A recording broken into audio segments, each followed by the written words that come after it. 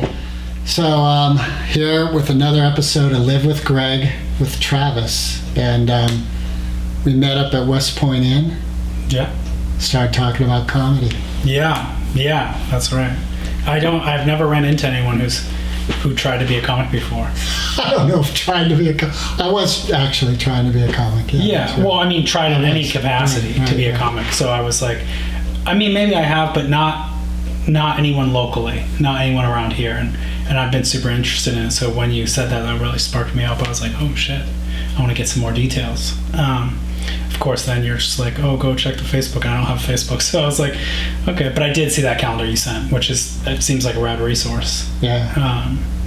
But yeah, so I was super interested when you said you were into comedy, because it just seems like such a, I think probably from podcasts lately, like I feel like I've gotten more into it, like the process of comedy and stuff, and writing and thinking about jokes. And I took a couple courses at the library too that were like story writing, or like how to tell a funny story. I forgot the title of the class, but the gist of it was how to like parse out a story to make it funnier and punch it up kind of, and then a couple creative writing classes. And I was like, oh, there is like a recipe, so to speak, for it, but also it I don't know, it just interested me. It just seemed cool. So what do you have in your toolbox right now? Zero tools.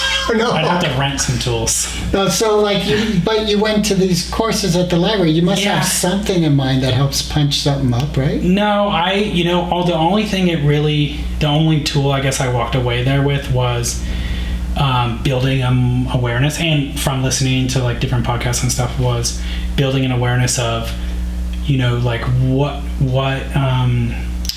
not what kinds of things are eligible for like funny stories or whatever, because I'm sure maybe anything could be if you were good enough, but for me, like how to parse out a story that is a little funnier, like what it takes, what are the elements to make it funnier, like whether it was self-deprecating, like was there something that happened, like one of the stories that I came up with when I was, or like, racking my brain when in these classes, was about a time like I almost shit my pants at Dolores Park, and I was like, how is that funny, and like how can you tell it where it's funny? And so it just made me more aware of what kinds of things fit easier into those into that capacity. You can probably make anything fit if you were good enough, like I said, but in general there's probably some things that are funnier than others, or it comes easier. But yeah, so that's the only tool I would say I came out with, but nothing really, to be honest. I haven't put any work into it. I just have been on the peripheral, like looking over the fence, being like, that looks pretty cool, like that grass looks pretty green over there, but I haven't like gone over and sat in the yard yet. Does that make sense? It does. So when are you gonna jump over the fence? I don't know, man. That's a great question. Maybe that's what you were saying with the universe telling me something earlier. No, I don't know. That was one of the reasons why I wanted to come and talk to you, was because I was just curious, like, what your experience was with dipping your toe in the pool of that, and what made you want to get into it, and then, what you did about it. And obviously you said you went out in San Francisco and you became part of that Facebook group, and which seemed like a good resource. But yeah, what prompted you to get into it? I've always had a desire to perform, and after I was at kind of a crisis period in my life and attempted a band, and that didn't work out, and I realized if I'm doing stand-up comedy, I'm the excuse. If it's not working out, right, I'm the problem. Right. And I can deal with that. Got it. So no team element, kind of. No outside excuses. Right. Yeah. And so how did that work out? It's great. Yeah. And it worked out like any craft, job, anything in life. It was, I like started going regularly on Tuesday nights at a place called Neck of the Woods. That's in the city? It was in the city, hosted by a really welcoming individual, Danny, I just forgot his last name, but he's been doing it forever. And I had always heard about the Brainwash, and that was kind of like, wow. Is that still around? No. Oh, okay. I think they lost their lease. Okay. I forget. But I think that element that was there has found another place. Sure. but the brainwash was like where the hardcore goes. Like that's where you get eaten by lions. And I was like, Really? oh, I'm not ready for that. There was like a crowd there. I've never been inside. Yeah, there's a crowd, and there was like seasoned people. Like there was some Like on a circuit that would go there. professionals that would go there to work out their stuff before wow, okay. going to a paid gig. Got it. And the gentleman who was in charge of that, Tony, everyone referred to him as the Godfather because he had just been hosting forever and Got it. had a deep experience. Yeah. But to answer your question, taking it seriously, I just kept moving more and more. So I started going like to more open mics. So pretty soon I was going to, 5 nights, Got it. going to the brainwash regularly. And you would spend a lot of time writing and thinking about it and like tweaking like in between those nights, like. No. Oh really? Yeah. No, Just keep continually trying the same. Right. So most of my stuff was, and I also noticed like I'd be sitting there and Yeah. something would get sparked, and I'd Yeah. write it down Yeah. and go on stage and see if something worked and Yeah. keep working out stuff. Yeah. What was the hardest part of all that? My head, What do you mean? me telling myself that, like I'd have a horrible night. This is shitty. Yeah, This is yeah. fucked up. I'm never gonna make it. Yeah. This is hell. I shouldn't be doing this. So just like self-confidence and perseverance through that kind of situation. Yeah. Right. Yeah. Which I'm sure is like almost everything, even tennis or whatever. Like, Life. yeah, life. Yeah. Yeah. And you don't do it that much anymore? I Was that haven't done it in Yeah. years. Yeah. So my marriage broke up, Yeah. and Was that the impetus, the crisis thing you were talking about? no, that was A different thing. a kind of a different thing. Got it. And I was involved with a film, Yeah. so I'd kind of pulled back so that as I needed energy for the film, and my marriage broke up, I wasn't feeling so funny. Got it. Yeah. And then I think the last time it kind of came up in me as alive and wanting to do it, it's like jumping into ice water. Hmm. After you haven't jumped in every night, you kind of stand at the edge and go, oh, I know what that's about. Right. Right. Don't know, I want to jump in. Yeah. You've atrophied. Yeah. Yeah. Yeah. That's what I mean when I listen to the podcast. I kind of talk about it. That's what they all say. It's like working out or something. You step away and then it's hard to get that momentum back up to get back into it. Yeah, that's cool. Did it work for what you wanted it to work for? Like when you I was started? growing. Yeah. So I'd started to earn a little bit of money. Yeah. Started to Doing spots. doing nights. Yeah, great. Like I'd be opening for a group of 4 or something like that. Got it. And started to really make connections with people who were doing it. Yeah. And ahead of where I was. And Yeah. And it was a grind, like every night. Like Yeah. leave. Did you live in Marin at the time? Yeah. Drive to the city. Drive to the city, drive up to north of Petaluma. Is it Katati? Katati, yeah. Yeah, so Yeah. there's a great place at Katati. Yeah, it's like a college-y vibe. Spankies. So okay. And I think that spot's still happening. And that was the other thing is in Albany there was a place. So yeah, driving all around. Crazy. And would you drink ever? Do you drink? I don't drink really, Oh, okay. so I would have water or ginger ale. Got it. Yeah. I was just thinking in terms of like taking its toll because every night, and then if you were drinking on top of Yeah, that. I think some people go that route, and Yeah. Yeah. some people are a lot younger than. Yeah. So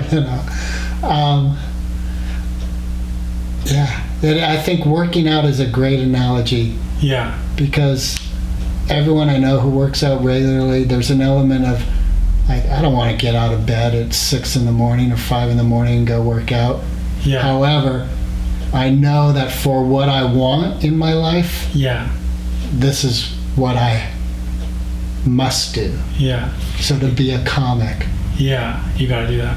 Why do you think that is? Just with working out, like I think about this a lot. Like in terms of evolutionary standpoint or whatever. Like if you look at it from that lens, to me it seems like it would be an evolutionary benefit to have working out be great and people want to do it.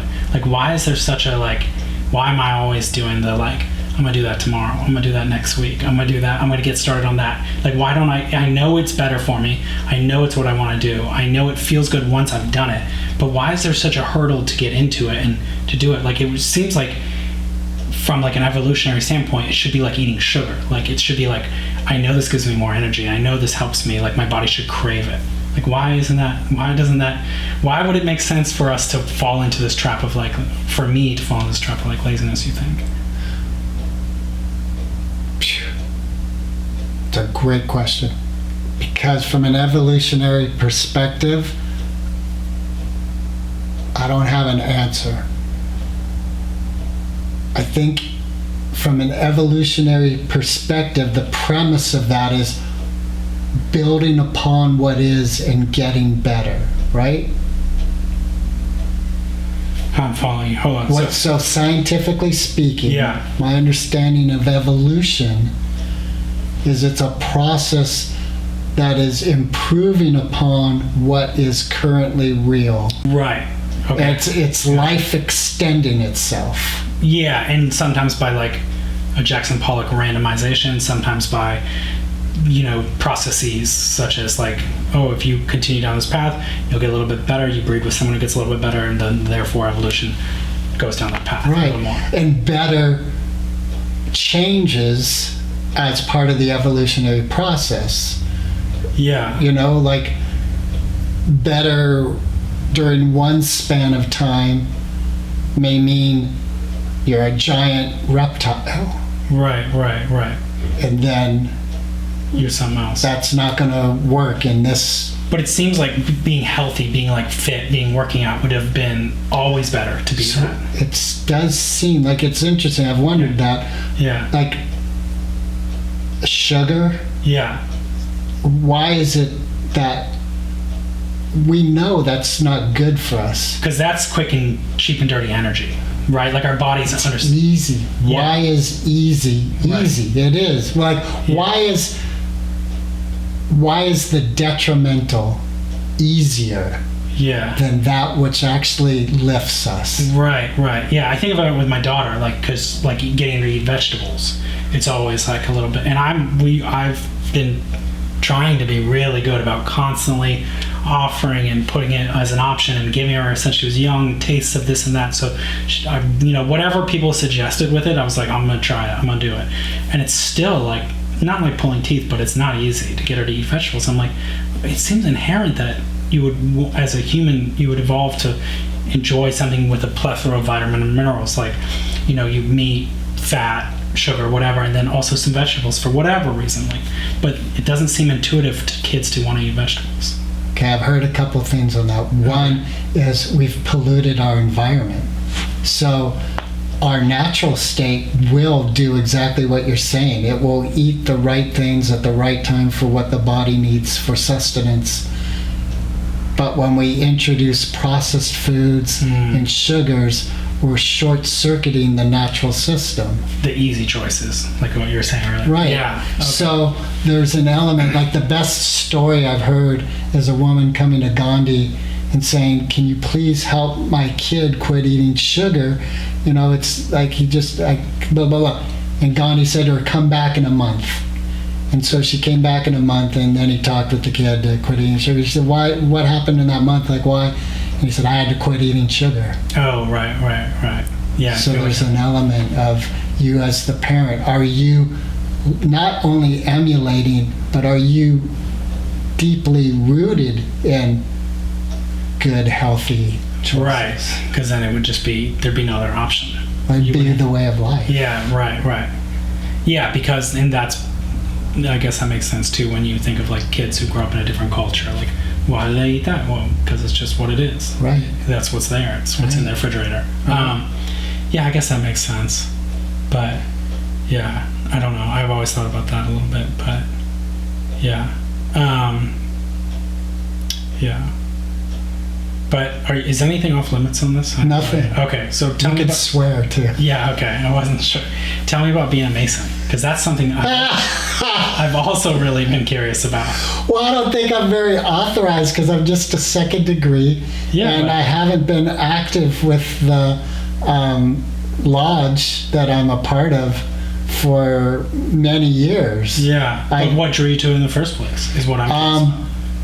A like-minded community of support that has a spiritual element, and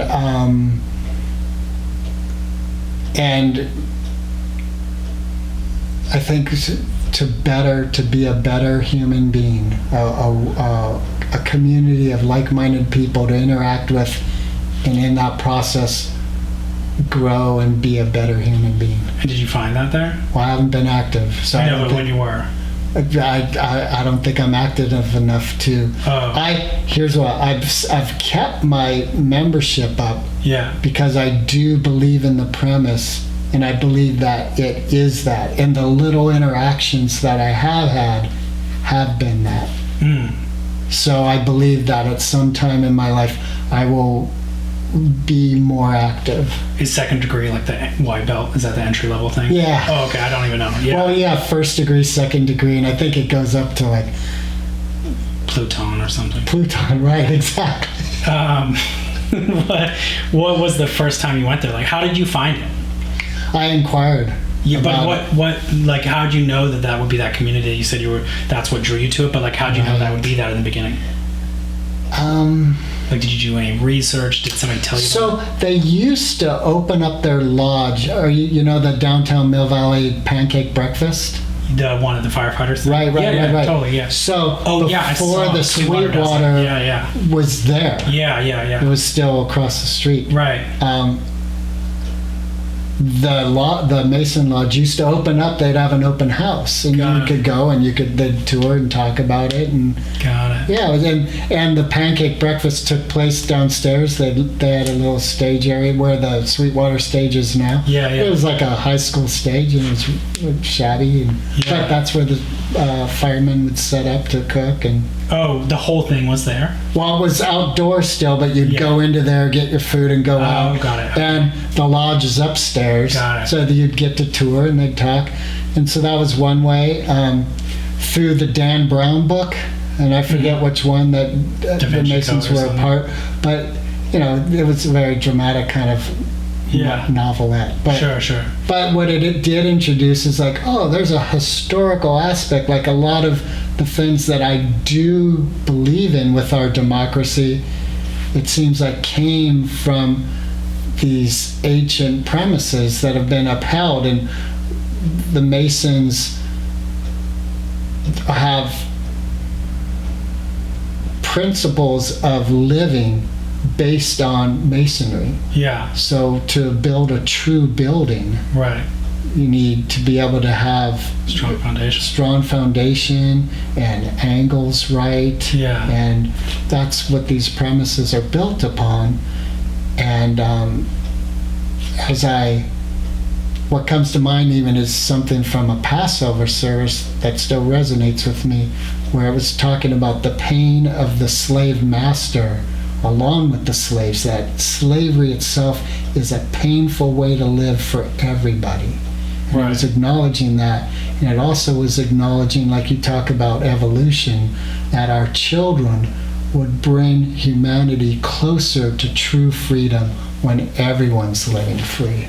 Yeah. So that really resonated with me. So in my studies of spiritual and knowledge, like I'm gaining real world stuff from these studies, and that's what I believe Masons is also. Yeah. Did you ever read East of Eden?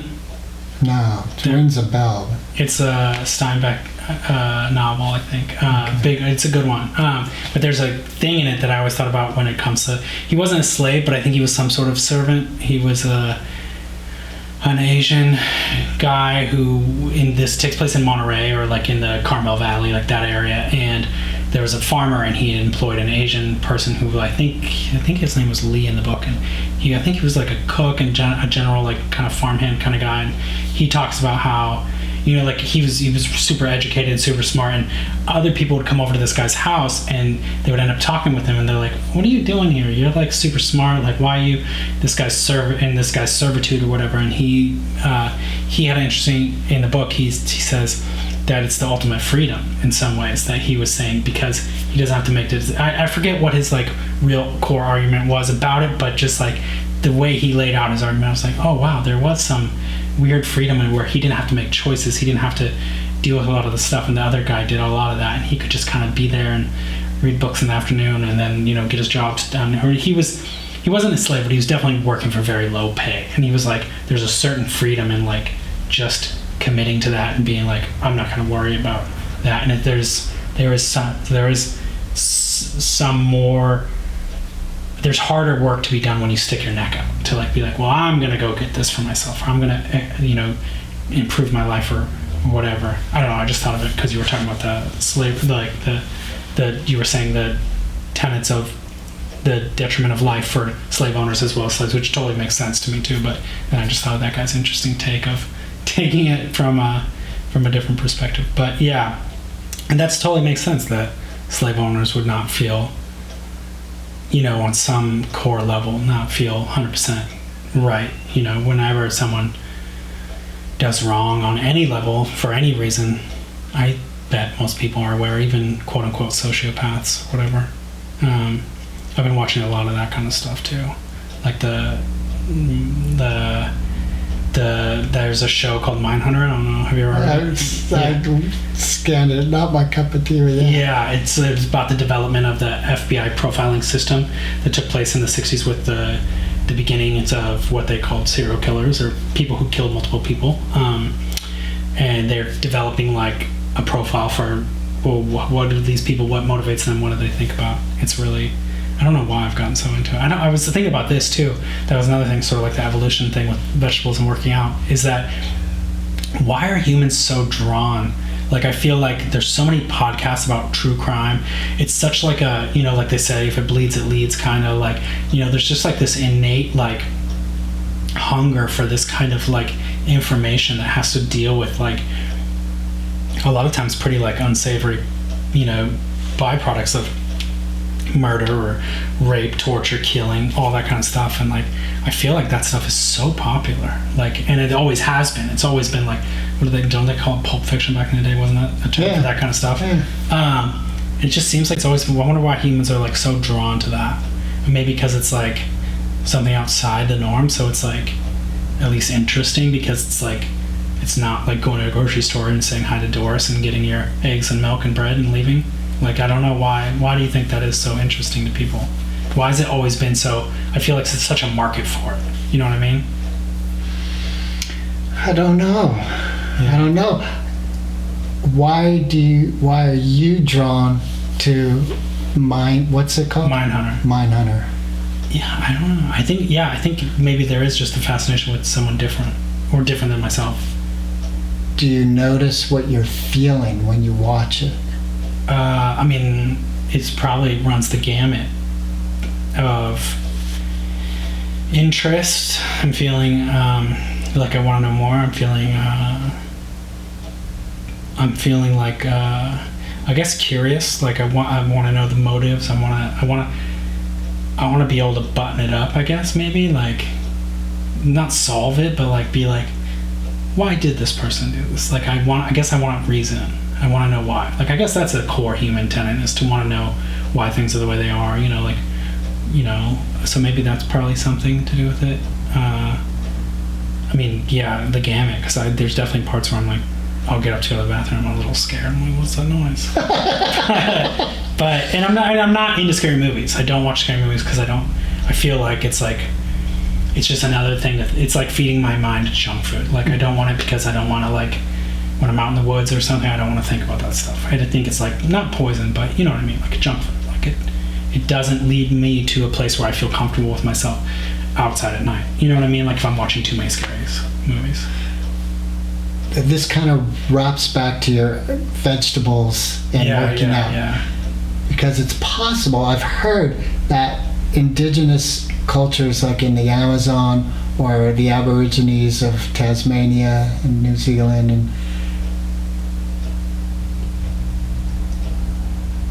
live lives where these elements that it seems the human wants excitement, challenge, ease, rest, they're all met just through daily life. So they're not seeking unnatural, for lack of a better word, or like extracurricular activities to stimulate these areas of the brain and synapses. Yeah. So in watching that Mindhunter and getting up a little scared, there might be a part of you that isn't awake in your normal life. Right. Like, let's just say that there's still like, we still have these inherent like evolutionary like needs, desires, like, or just like wired for like, you got to feel some sort of like stimulation because we used to hunt saber-toothed tigers, whatever. Right. But that's not being met anymore because now the worst thing that can happen is you can get hit by a Prius on your bike ride home. But yeah, but that doesn't occupy a real fear in my mind, versus like a saber-toothed tiger would be like a real present fear. So maybe there is something there, evolutionarily speaking. And the same with our diet. Perhaps there's ease, is like, well, that one, it seems like convenience. The processed food thing, I think, is way more impactful than we're really aware of as just a general society. Yeah, but I bet the horror movie thing is the same thing. I mean, I bet if there was like a chart of like the amount of horror movies like back in the day of like Frankenstein or something to now, it's just like, and not only horror movies, I'm talking like real crime podcasts, all the whole marketing package or the whole consumable package of it is much higher, I bet. It just occurred to me, like I've heard that when the nuclear bombs were dropped, that became the fear. Like, and if we look at media, even Twilight Zone, that was an area of triggering for people, a fear trigger. It isn't really prevalent now, but what is triggering fear-wise is some whacked-out stranger might fuck us up. Right. Yeah, because that's the ultimate. There's no prediction when it's random. Or just someone who just like, quote unquote, they never saw it coming kind of thing. And we won't be able to reason with, know. Like I think that's an element with a psychopath is reasoning. In fact, I just heard on, I think it was a Joe Rogan podcast, it was Oprah actually, and women were being taught to take care of themselves if they're alone, and one of the things was never allow someone to take you to a different location and all these things. And one of the stats was they found that people, we think if we're nice to the person, they'll be nice back. So like if you're threatening me and you're psychotic or you're going to hurt me, if I'm nice to you, maybe I'll win you over. But it's actually me coming out fiercely that the stats are better. Like if I'm... That I'll leave you alone if I'm the psychopath. Right. That if I'm being nice, I'm not meeting, it's not received. Right. It's not there. Totally. But if you start feeling like I'm going to be a threat, and you're like, you don't want anything to do with it. Totally. It's like going to break into a house and the porch light comes on versus like a welcome sign comes out. There's a totally different vibe. Right. So how many kids do you have? Just one. I got one daughter, yeah. Do you and your wife ever talk about having more? We talk about it, yeah. She wants to. I'm back and forth on it. I want to be cool with one, and I go back and forth on it. But somebody recently, I was on a job in Florida, and somebody's like, oh, not only is it not hard, but not only does it impact them for whatever way or reason, now later on when her kids, if she had kids, wouldn't have any cousins.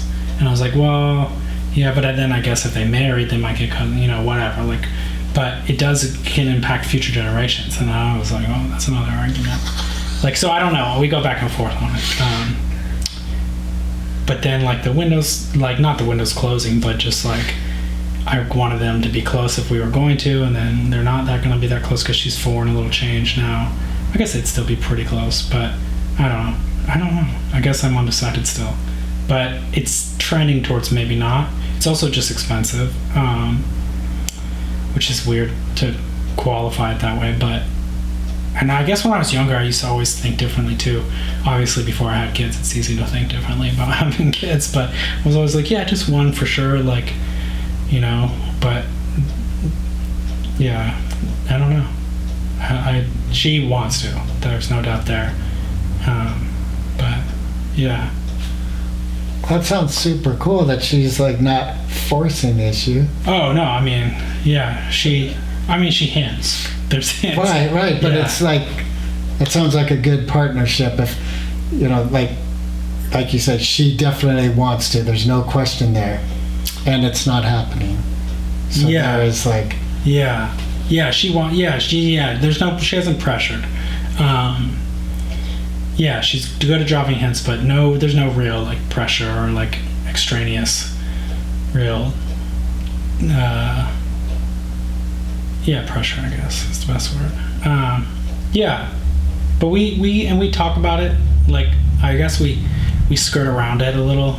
We have never like sat down and really like, not like we would make a pro and con list, but you know what I mean, like never really hashed up. But I think we're also just sort of feeling our way through the dark with one at this point, a little bit. But yeah, I don't know. I do think it would be cool, though. I grew up with a sibling. I love having a sibling. I think it adds a lot of value to life.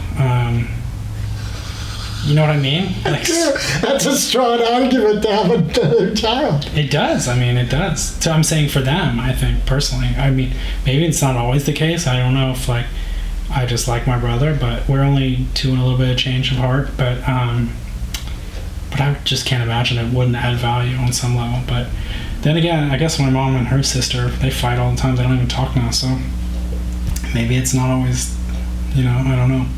It's not always there. But I just think that, like, then, like, as their parents, like me, as I got older, then she would at least have someone to talk to about it or whatever. Like, I talk to my brother all the time about my mom, so it seems like it would be helpful. But, yeah, I don't know. You have 3, you said?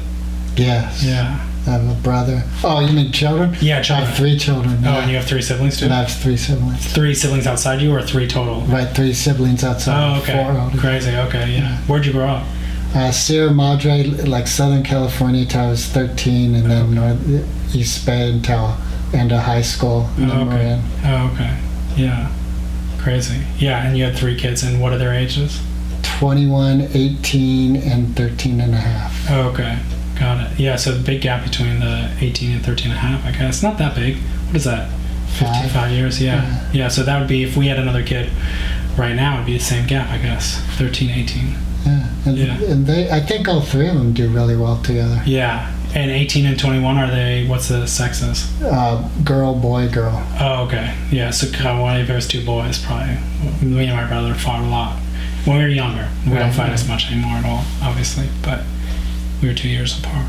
But 2 boys, crazy. I will say, having a kid, what do you, are you a nurture or nature person? Before you had a kid and after you had a kid? Like, I know it's obviously mixed on each end, but in general, do you notice anything different before you had a kid? Like what you thought about nurture versus nature versus after having a kid? When the experience of having a kid entered my life, it definitely changed my priorities. Yeah. Instead of, I realized I wanted to be a dad, and that was more important than being a superstar. Yeah. I meant more like you know, nature versus nurture argument, like before I had a kid, I was like, I would look at kids and I would see their parents and I'd be like, oh, she's only into Disney princess stuff because her parents must have exposed her to that kind of stuff. Like, I mean, like it was all nurture. And then now I'm like the opposite. I'm flipped my script on that 100%. I'm like, oh, it's very nature. Like, my daughter was like wearing little high heels that she would steal from people, or like mimicking makeup, and her mom doesn't even wear that much makeup, and definitely didn't put it on in front of her like for a long time. We were very conscious of like not trying to like shove pink things down her throat, or like even expose her to like quote unquote Disney princess movie kind of stuff.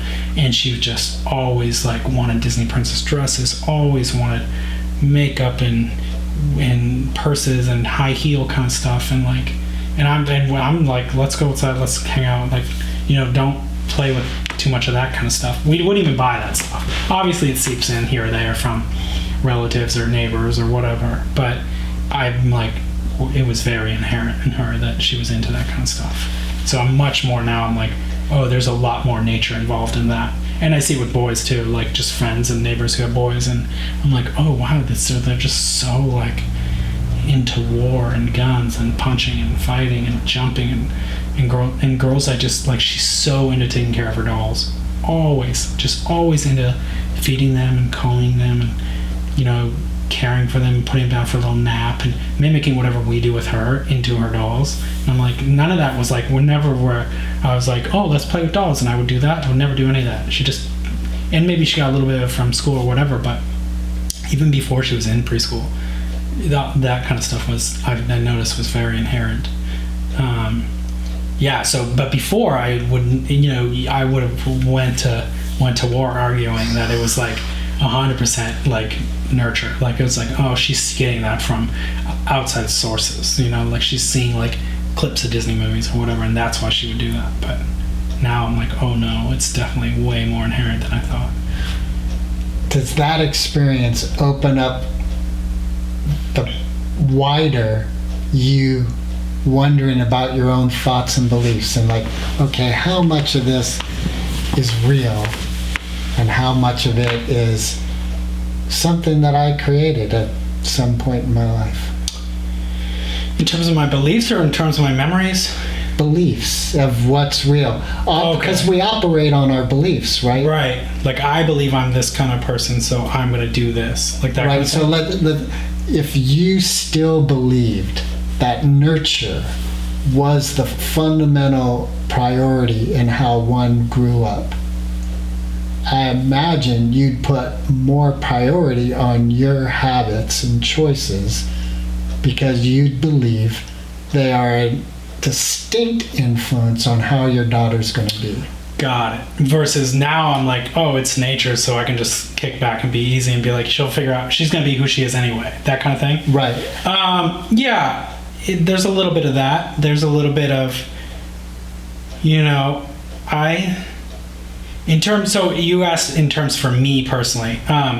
For me personally, like establishing who I am based on what I believe I am and stuff, was that like, if I, you know, stop and think, was that inherent in me because I was born this way and I think that's who I am, or was that, you know, nurtured onto me from, you know, peers and relatives and family and accolades from peers and or schools or whatever, that kind of thing.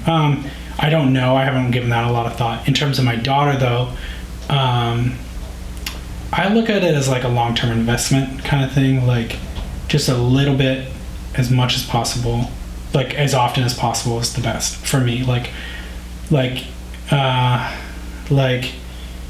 exposure to nature would be like a good one. Like I want to bring her out to nature and, you know, go put our wetsuits on and just like play in the lagoon in Bolinas on like a bunch of sunsets as much as possible throughout her young life. And does she love it? Yes. Now, will she not love it at some point? Probably. Did I go through a phase where I hated backpacking as a kid? Yeah, I hated camping even. I was like, fuck that. I don't want to go camping. I want to go play video games with my buddies or go ride my BMX bike around, going to a beach and sleeping in the back of a truck. I'm not into it. You know what I mean? But like, but now looking back on it, I think it like nurtured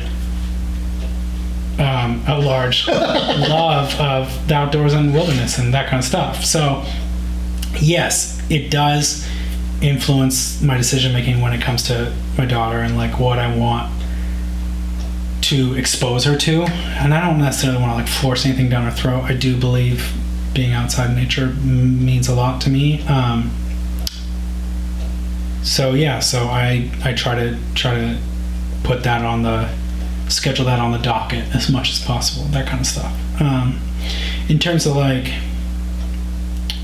and I mean everything, yeah, not only like that, that's just like a real like easy physical manifestation or like a kind of more tangible one, but you know, like interactions is another too. Like I want to, obviously through modeling, you know, show her how to respond with breathing, you know what I mean, like to a heightened situation where obviously she's 4, so heightened situations come around the corner sometimes, and I want to teach her about breath and like how to get your breath back and how that could be a priority before making a decision comes into play.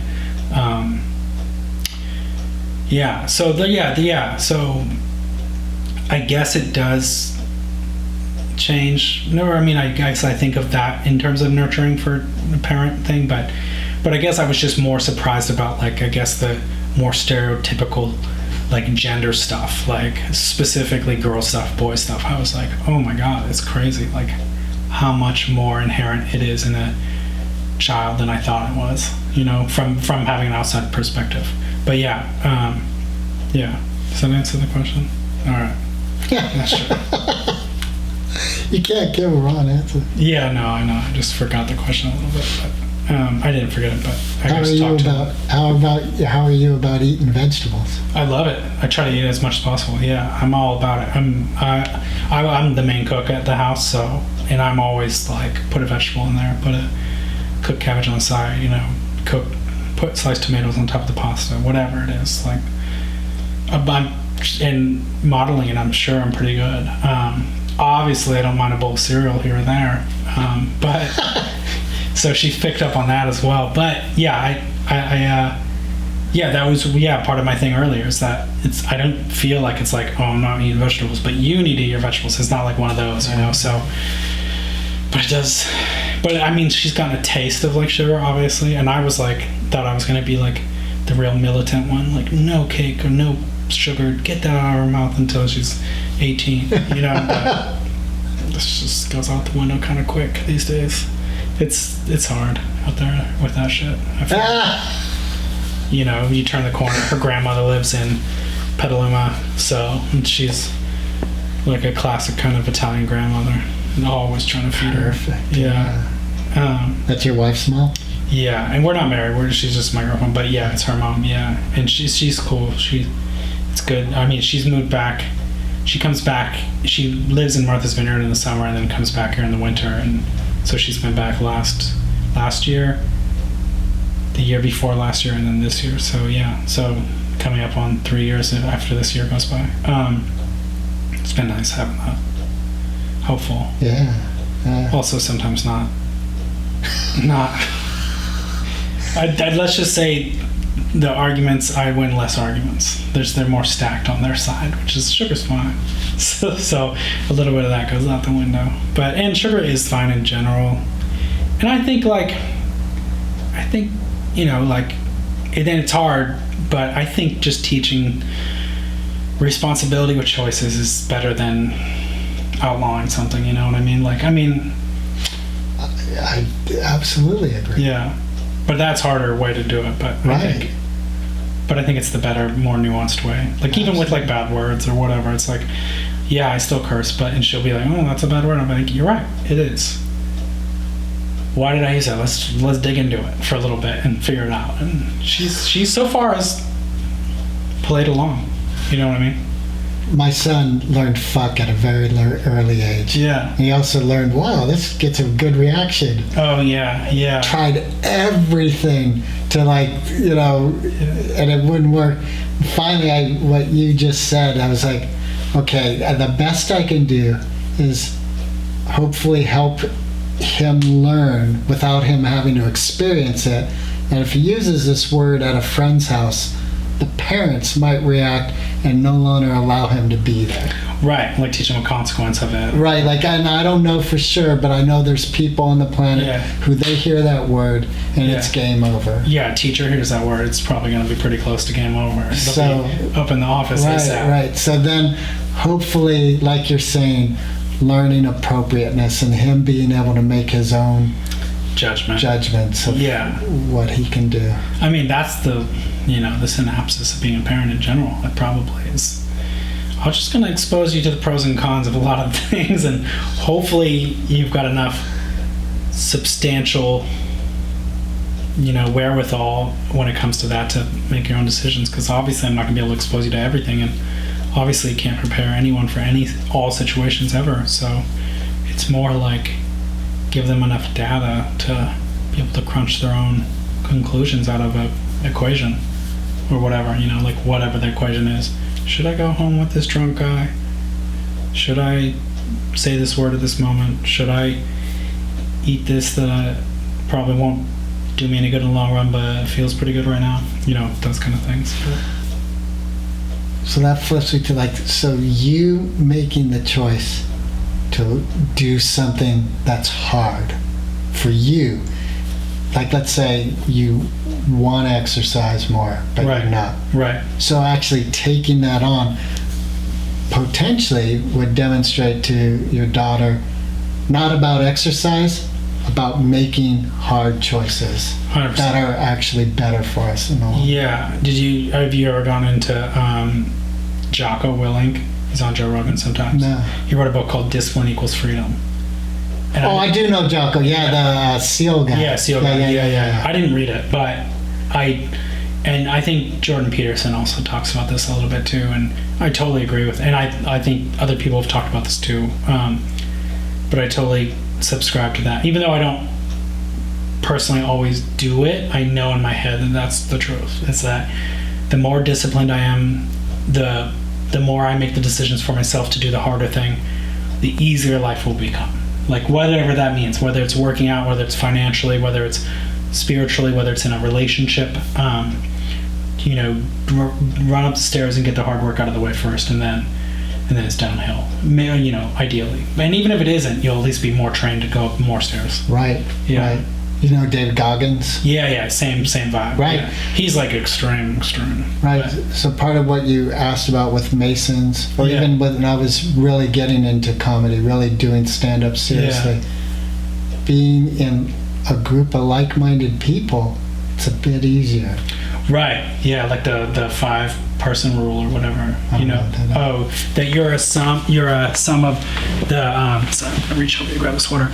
You're a sum of the. What is the quote, man?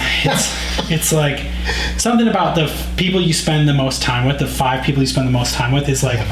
That's who you're going to be. Yeah, it's like, and so unfortunately for me, it's mother-in-law, even though I'm not married. But I'm just kidding. But you know what I mean? Yeah. So the more you spend time with people like-minded, like you said, if they're into what you're into, the more likely I believe that you would steer towards Right. what you want. Now, I think too, like speaking of your family unit, Mm-hmm.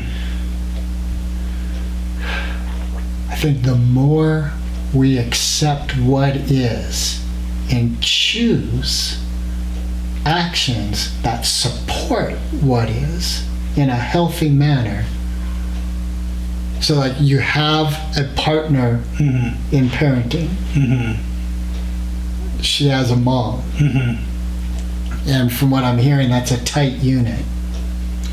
Mm-hmm. Like, Yeah, I mean, I was just kind of making a joke, but yeah. right, but yeah, you know what I'm saying? Totally, they're like-minded.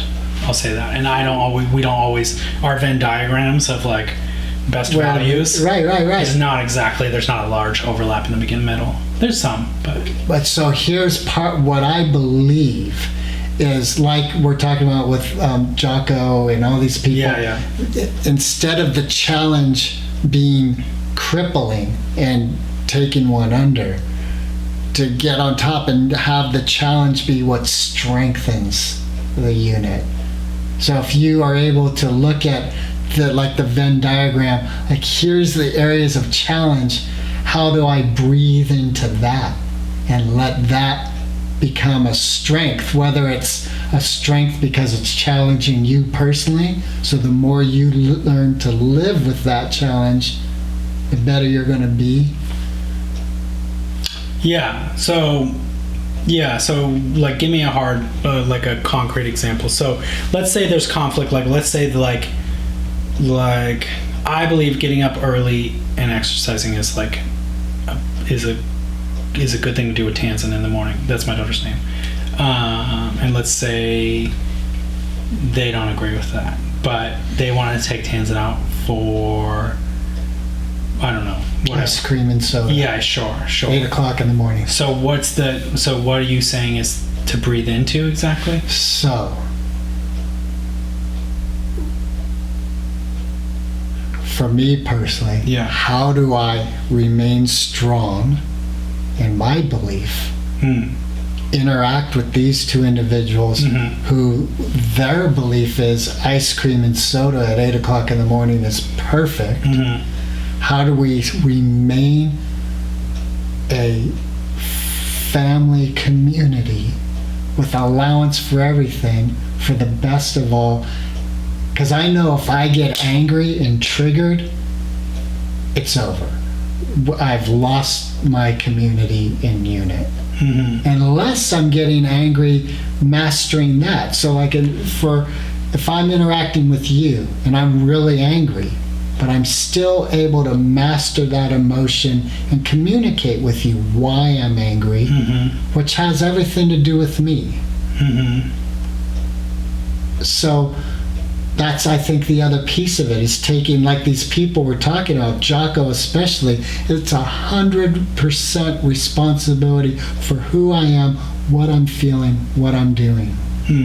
So if you slap my face, whatever my reaction is my responsibility and has nothing to do with being slapped in the face. Totally, yeah. Did you ever read The Four Agreements? Yes. Yeah, so I haven't read that particular book. I've read a book he wrote afterwards. Yeah. That's exactly it. Yeah. So here's these dynamics of a family. You have a close family, and we could even include your brother and your mother and her sister.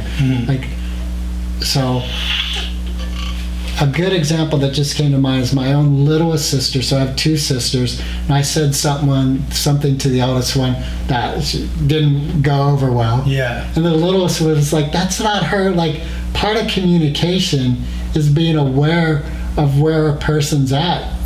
Right. And communicating with them. Right. Instead of trying my agenda. Right. Like being like, well, I didn't mean it that way. It's her.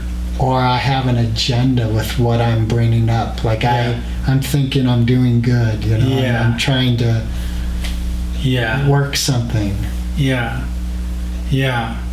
I'm into that vibe. I'm into that idea. I mean, that's what life is trying to figure that all out. Is trying to figure out how to breathe, and we use the quote, breathe into it. But yeah, it's the same idea. It's how to work within whatever confines you have to make the best of the situation. And I think it is. I think some of the thing you were saying is like release expectation on some level. No, not you didn't say that specifically, but I've been experimenting a little bit with that. Like, I've done a few things. I've done two things. One time I tried this experiment where I purposely built, I want to say manifesting, but I think that word is a little loaded, where I was like, I'm going to get into this concert. I didn't have any my buddy texted me. He's like, yo, we're at Treasure Island Music Festival. This is a long time ago. And he was like, come through, whatever. And I was like, all right. I don't have any ticket. I don't have any way of getting there. It's sold out. Or I have a way to get there, but I don't have anything, no real solid plan. So I was like, all right, I'm going to ride my motorcycle. I lived in a city at the time, and I was like, the entire time on my motorcycle, I just said in my helmet, like, I'm going to get in this concert. That's it. I'm just going to get in. And I'm going to find a way to get in. And I just kept, repeating that mantra or whatever. And so I parked my motorcycle. I, hee-haw around the, front gate. And it's like, what the fuck was I thinking? Driving out here. And then I was like, what am I doing? And then it was on Treasure Island, so I was, looking back at the city, walked around the side, kind of by the little shore there, and was just debating. There was some bleachers set up outside for some reason, and I sat on those for a minute, and I thought, and then I see this side gate, and I see this guy letting golf carts in, artists and stuff, and they all have lanyards and stuff, and I was like, what am I doing? How am I gonna get in? This is so stupid. Maybe I'll just go home, text my buddy, not sure about getting in, yada. And then I was just like, all right, fuck it. I'm just going to go. I said, I'm going to go. So I just walk up to the guy at the gate, and I just unzipped my jacket, and I just told him as I was walking up, I was like, I'm going to unzip my jacket, and I want you to act like you see a lanyard here and let me through the gate. And then he just like did that. He didn't say a single thing to me. I unzipped my jacket and he opened up the gate and just let me walk in, and I just walked into the concert. Did you say that out loud? Yeah, I said it out loud to him as I was walking towards him, and he just like looked at me, and I just unzipped it, and then I zipped it back up and let me through the gate, and that was it. And so that was one thing where I like purposely had expectation. I built that expectation, but then this last year, or maybe it was 2 years ago now, I forget, but I went to a Dead and Company concert up in Eugene, and I'd never been to one, and I was like just peripherally starting to get into the Dead a little bit, and a buddy of mine, not even a buddy, like a buddy of mine's boyfriend was like, we went on this hike, we did the Dipsy, and I was kind of telling them about, I was thinking about going up to Eugene to see this concert, and he was like, oh, he was really into the Dead, and he's like, oh, you should go. If you've never been, you should go. And I was like, okay. So then the whole drive up, I have all these expectations. I'm thinking about it, and I just realized like, I need to like clear my mind, like just press like defrag or reset, and like don't come in with any expectation. And I find like that I had such a good time, and I was just by myself, like just went right up and just had a great time. But yeah, I guess, I don't know, I forgot what the point of this story was. I guess we were talking about dealing with specifically my family or whatever, and making whatever is work, however much of the Venn diagram is overlapped or whatever. And I guess I was saying, my point was that I see value in creating expectations, or like standing for values or whatever that are important to me, or just, you know, I don't know. I guess, yeah, there's value in that, and then there's also value in removing all expectation for me. And I guess I've used both in different times. But yeah, when it comes to dealing with any conflict with other humans, I guess the best is to, try to breathe into it, like you were saying, or try to, see the strength in the conflict, that the part of it that challenges me. But that's not always easy to do in the moment. Like you said, if you got angry, it's over. You've lost your community, which I think is probably true for me. Now, here's what I'm saying. Oh. Because I think getting angry is okay if I remain responsible for my anger, not make it your problem, and not get caught up in whatever problem you have going on for you. There's a great group that I've been practicing with for a while, and part of what I'm learning is to process my feelings that are difficult for me to live with as my responsibility. So like, for instance, if I say to someone, hey, do you want to go see a movie? And they say no, and I feel like, oh, hurt. Right. I don't have to work it out with them. I don't have to tell them what I'm doing or what's going on for me, because it's not their responsibility. Yeah. My feelings are mine. So I can process it myself. It's my responsibility. So I'm not saying don't be angry. No, I gotcha. What group is that you're talking about? It's a mindfulness group here in Marin. Oh, cool. Yeah. Yeah. You know what I was thinking about recently too, which would be so cool, is I feel like there could be like a good YouTube channel of like teaching communication, teaching like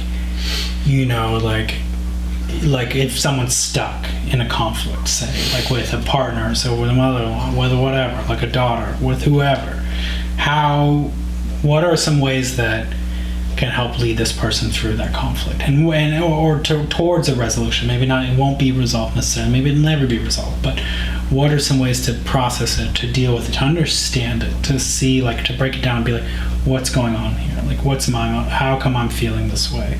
Why am I upset? And is it okay to be upset? Which it always is for the most part. How can I process that, and what does it mean, and all that kind of stuff? Almost like an interpreter for emotions and communication and stuff. When I was in high school, we had this amazing program called peer counseling, and there was two women that kind of ran it, and they taught us. They did it was a year-long course, but then there was a intensive retreat for like a long 3-day weekend, and I remember they just taught us so much about like identifying feelings and speaking with like a lot of that like human potential kind of movement kind of stuff. Have you ever been to Esalen? No. A lot of that kind of stuff, like Mill Valley stuff, like from back in the day. Rich white people stuff. Yeah, but honestly, I mean, that's what a mindfulness group is, just for the record. But there's grains of truth in all those, I think. And maybe it's like, rich white people are the first adopters, sort of like military's first adopters for high-end tech, but then it trickles down to everyone else. Trickle down economics, I think that's where that term comes from. But yeah, I just think it'd be cool to like break it down for like, people on YouTube, for like high school students or like, or whatever, because I don't know if there is a lot of resources. I know there is probably resources out there, but they might be buried like little grains of like little hidden nuggets here and there, like a little bit of them in this or a little bit of them in that, but no like no one-stop shop kind of like source for this kind of stuff. I feel like not, and I guess it'd be kind of psychology based, but obviously I would have no credential for that. But so you've brought up two things where it sounds like you are in a performance mode: YouTube channel and stand-up comedy. Oh yeah, I'm always in performance mode. So yeah, do you want to do it? Which one? Let's go with stand-up comedy. No, I do a little bit, but I'm not on the edge of the cliff ready to jump. I don't know what I am with it. I think I'm like, it's sort of like being attracted to something from afar. I don't even know if I would like doing it, obviously, because I've never done it. So, but it's like, I feel like I've been exposed to it a lot recently. So part of that means maybe it's like percolated a little more in my mind, or like ideas more than usual. But yeah, I have always been into humor and comedy and making people laugh and all that stuff. But but I also used to want to be a DJ, and that didn't really go anywhere for me. A radio DJ or a concert? Like a DJ. Two turntables. Yeah. And I DJ'd like some high school dances and shit. And I was like, because I don't know if it was just like trending and like whatever television or my age group, which was I forget how old I was when I did it, probably like 18. And I feel like comedy is kind of trending right now, so I'd be scared that I'm like. But that being said, I mean, wanting to be a DJ, I was always into music, and wanting to be into comedy, I've always been into like comedy and cracking jokes and sarcastic and stuff like that. But yeah, so yes, the long answer to your question is yes, I want to do it at some point. And yeah, the YouTube channel I do want to do for sure. And I don't know if I for sure is maybe too strong, but I do want. I've always thought, ever since I took that course in high school, and I've kind of gone back and helped teach that a little bit and talk to other people, and I was like kind of like loosely always thinking like, God, originally I was like, it'd be so cool to do a documentary about this program that these ladies started, and it would be cool to like make some I'm not a book. I definitely never wanted to write a book, but I just wanted to get that information exposed somehow. And then I was like, well, what's the medium today? Like, and that shifted. So back in the day it was documentary, but now it's like, well, just get a YouTube channel going and like get people there's a million YouTubes on like how to get rich by saving money and investing in S&P 500, and how to whatever. There's YouTubes for everything, but I haven't really come across too many YouTubes that deal with how to talk to other people, how to talk to yourself, self-talk, how to identify feelings, emotions. What are feelings? And even like that movie, that Disney movie or Pixar movie that came out a little bit ago, and I kind of saw it peripherally, and I was like, oh, there's always like inklings of it out there, but there's no, like I said, not one-stop shop, but I don't know. I just haven't seen it really. Have you seen anything like that out there, content-wise? I know like now, like not TED Talks, but maybe there's other, like probably podcasts. There's probably definitely podcasts on, and it kind of gets a little self-helpy, but this would be more like, I guess you could also, or I could spin it like a little bit where like you interview people with, like what their perspective on the value of communication is, and like why, like where, like something they've struggled with, how they overcame it, what they learned about, like a good example would be you with the you're saying you took that perspective of, I don't want to project anything of what I react to or what I feel, as to it doesn't have anything to do with the other person. Like, you know, even that perspective, and like, how has that worked out for you, and what brought you to that, and what was it like before you did that, and what did you notice, and were you in a pattern? Like, what did that look like, and is it hard to do? Is it, and when have you been challenged to continue that practice or whatever? That was a long rant, but I forgot if you had a question. I do now. I need to take a communication course. Yeah, your question was, do you want to do those two things? That was the original question. I said I gave half-ass answers to both. All right, so half-ass answers are going to get you half-ass results. Or nowhere. Yeah. Neither one of those things is going to happen. Yeah. Right, which is the ownership thing, right? Like, to like just buck up and do it. Yeah, you're right. I should. And by you being right, I know I'm right, and so I know that's the right answer. Is I should. You know what I love about the Tony Robbins? So talk about self-help and all this stuff, but he's got this great statement: when you change your should into must. Yeah. So I should start a YouTube channel. I should start doing stand-up. I must start a YouTube channel. Yeah. And what his point is we all have shoulds. Yeah. And when we shift to the must. Yeah. I dated a girl whose dad used to say, when you bury Kant, you'll find Will. Yeah, that's all. It's like the same thing, kind of. Well, I have a question for you. Yeah. Because if you do stand-up, it'll take you away from your family a lot. It happens at night. Right. So if you're working during the day and doing stand-up at night, you're going to be absent a lot. Yeah, that would be a struggle. That would be hard. Do you think you would have the support of your partner? Yeah, as long as I was like careful to balance it. Like, you know, she does photography, so she does a lot of weekends doing weddings and stuff, and that's late. But if her mom is here, she'd probably help a lot. She loves taking her, obviously. But yeah, it would be a little bit of a balancing act. So I don't know, but I'm sure it'd be okay. But also, that was one of my original questions too, was like, how much is there in Mill Valley? Because it seems like there used to be some. I know the Tuesday night thing at the, whatever that thing's called, Throckmorton, I guess, or whatever. And I've been to the First Friday, whatever that thing, the Naked Truth. Yeah, which is amazing. Right. I've never done the lightning round though. So you just brought up two professionals. Yeah. Professional outlets. Yeah. I was wondering, is there any non-professional in Marin? Not in Marin. Yeah. No. Seems like South Toledo maybe. The only place I'm aware of is the Belrose Theater, which has open mic on Thursday nights, but it's predominantly singing. And I think if, I did that for a while. Yeah. And it's really a format for music. Yeah. I don't think you just try to force some jokes down that throat anyway. Yeah, like they're very welcoming. They're not like, but it's just, it's like if it's the same with the Brainwash, and then someone would show up and they'd be a musician and they'd perform and everyone's kind of like, okay. Yeah. It's not really why we're here. It's not, it's, but do you and your partner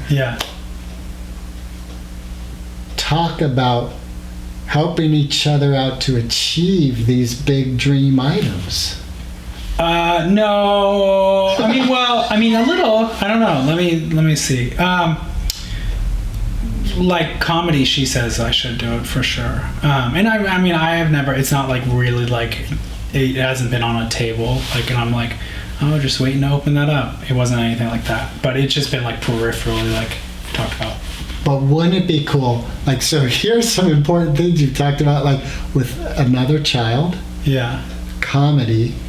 They both will have big impacts on both your life. Oh yeah. Your lives will change pretty radically with any one of those choices being taken seriously. Yeah.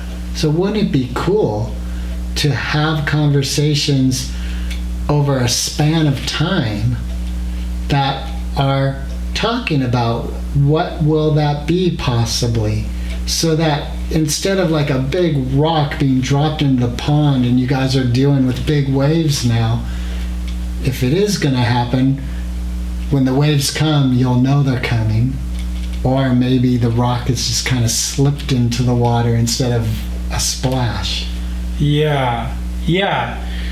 I guess right now we're just debating if the rock's even worth picking up. Do you know what I mean? And by that, I don't really mean debating, but I mean just like skirting around it.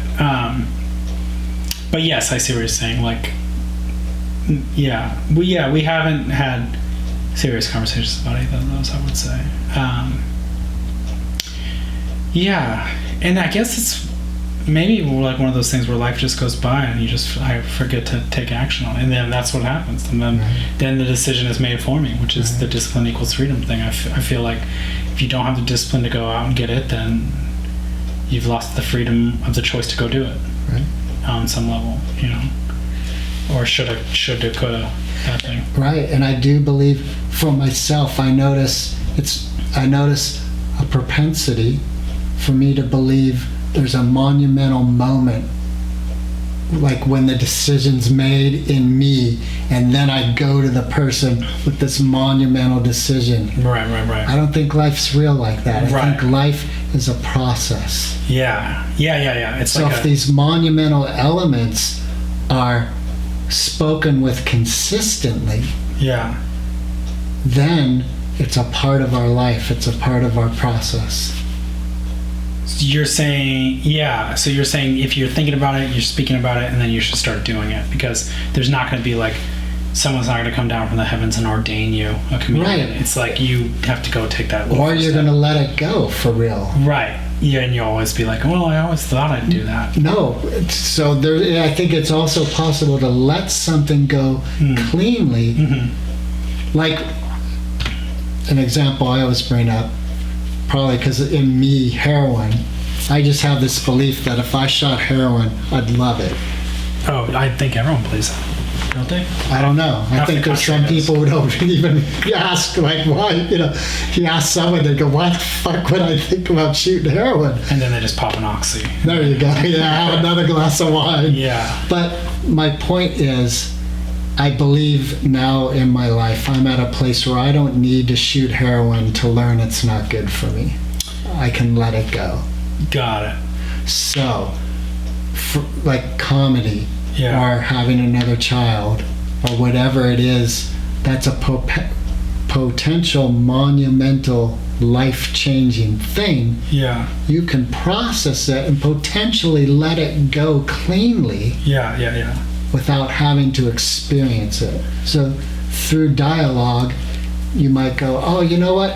Stand-up comedy isn't really what I want to do, but this is what, you know what I'm saying? Right. And it's clean. It's not a situation of, oh, I wonder what would have. Yeah. I think I'd still just rather try heroin than have another kid, though. That seems pretty clear. Yeah,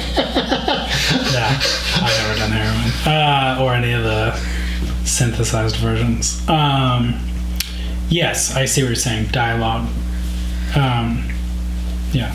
And your wife's a photographer. I imagine she has her own personal aspirations for her life of some personal things that she would like to see grow and thrive. Yeah, I think so. Even though. Yeah. So to work together in partnership, like in tandem, where these personal things are growing, are supported by the partner, because they're a part of the dialogue, the regular dialogue. Yeah. Like a check-in session and then see how it's going. Yeah, I was listening to some podcast where I think it was Tim Ferriss, the guy I was telling you about earlier. He was interviewing someone, and they were very like type A, and methodical and organized about stuff. But he said, I think they said that they treated their relationship like a business partnership, and that they had quarterly check-ins. And they were like, so what are our goals in the next 5 years? And like what, and like let's, so 4 times a year they have a serious sit down conversation and like, well, how we look, like in like not like a balance sheet kind of style, but almost like that where it's like, okay, well, how's that working? And like, oh, I noticed you went surfing a lot more this weekend, like, or these past 3 months, and like, here's how that impacted me, and here's what I like to change about that in the future, and I need more support over here, etc. And I thought that was kind of a cool way to do that too. Yeah, I'm not opposed to that. And I think they said that the key to it was actually just scheduling the time, was like putting that on the calendar, and then it's like they knew that allocation of block of time was there, and so they would like book a babysitter for the kid or whatever, and then just go to town on it. And I think they said once a year they took ecstasy and went to some resort and had another like more emotional connection thing too. But I was like, well, it's like a I don't know, some sort of ritual. It's kind of cool to do those kind of ideas. But yeah, that would go towards what you were saying of like, it's not like someone comes down from the heavens and ordains you this or that, or it's like you just put it on your calendar and start doing it on some level, like whatever that looks like, whether it's only 30 minutes, a month, or 4 hours a quarter, or whatever. Yeah. So do you do that kind of stuff?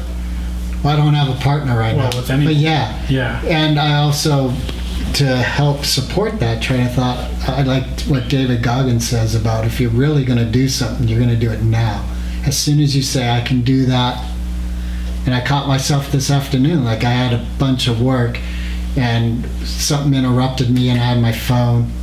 And I thought, oh, I can, like I was about to jump back into work and I thought, oh, let me just play this one quick game. And I thought, wait a minute, if I'm going to work, and that's what I'm going to do now. I put the phone down and went to work. Yeah. Well, that takes a lot because I'm not that good at that. Like putting the phone down and not getting down some rabbit hole of distraction. I think it's practice, like this mindfulness group of people, and you talk, right?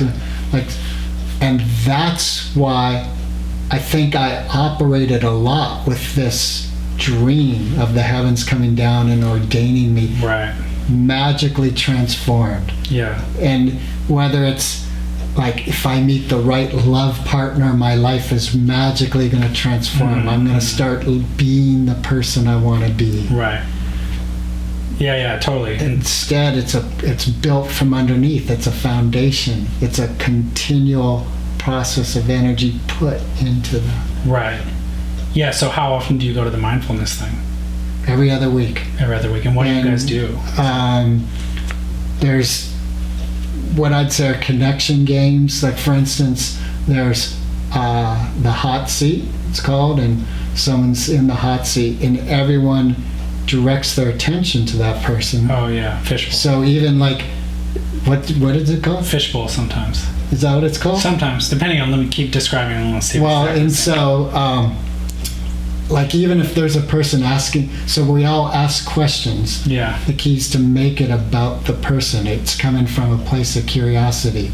So instead of me going like, hey Travis, I noticed when I'm driving I get really angry and I yell easier than when I'm outside. Do you do that? Yeah. Well, that's really more about me. Right. So instead of like, hey Travis, what are you feeling right now? Yeah. So, and part of, like when I was talking earlier about 100% responsibility for myself and what I'm feeling. Another one is like if I said, hey Travis, I want to get closer to you. And you go, what do you want to say? Okay, what do you want to say? And you have permission to say, I don't want to hear it. Yeah. But you could say, so what, and I'd say, well, earlier when you were late, I noticed I was really upset about you being late. And then you just go, thank you. Whatever I'm feeling is my responsibility. So part of the agreement is I'm not going to come up to you later and go, I'm still upset. I was really, it's not your problem. And if I triggered you, you don't come up to me later and go, well, why were you upset? I told everyone I was going to be late. Whatever you're feeling is your problem. So that, and it's a practice. It's not, the other thing I noticed yesterday with practice is in that term is the acknowledgement that I have not mastered where I want to be with what I'm practicing. So I'm going to slip. I'm going to make mistakes.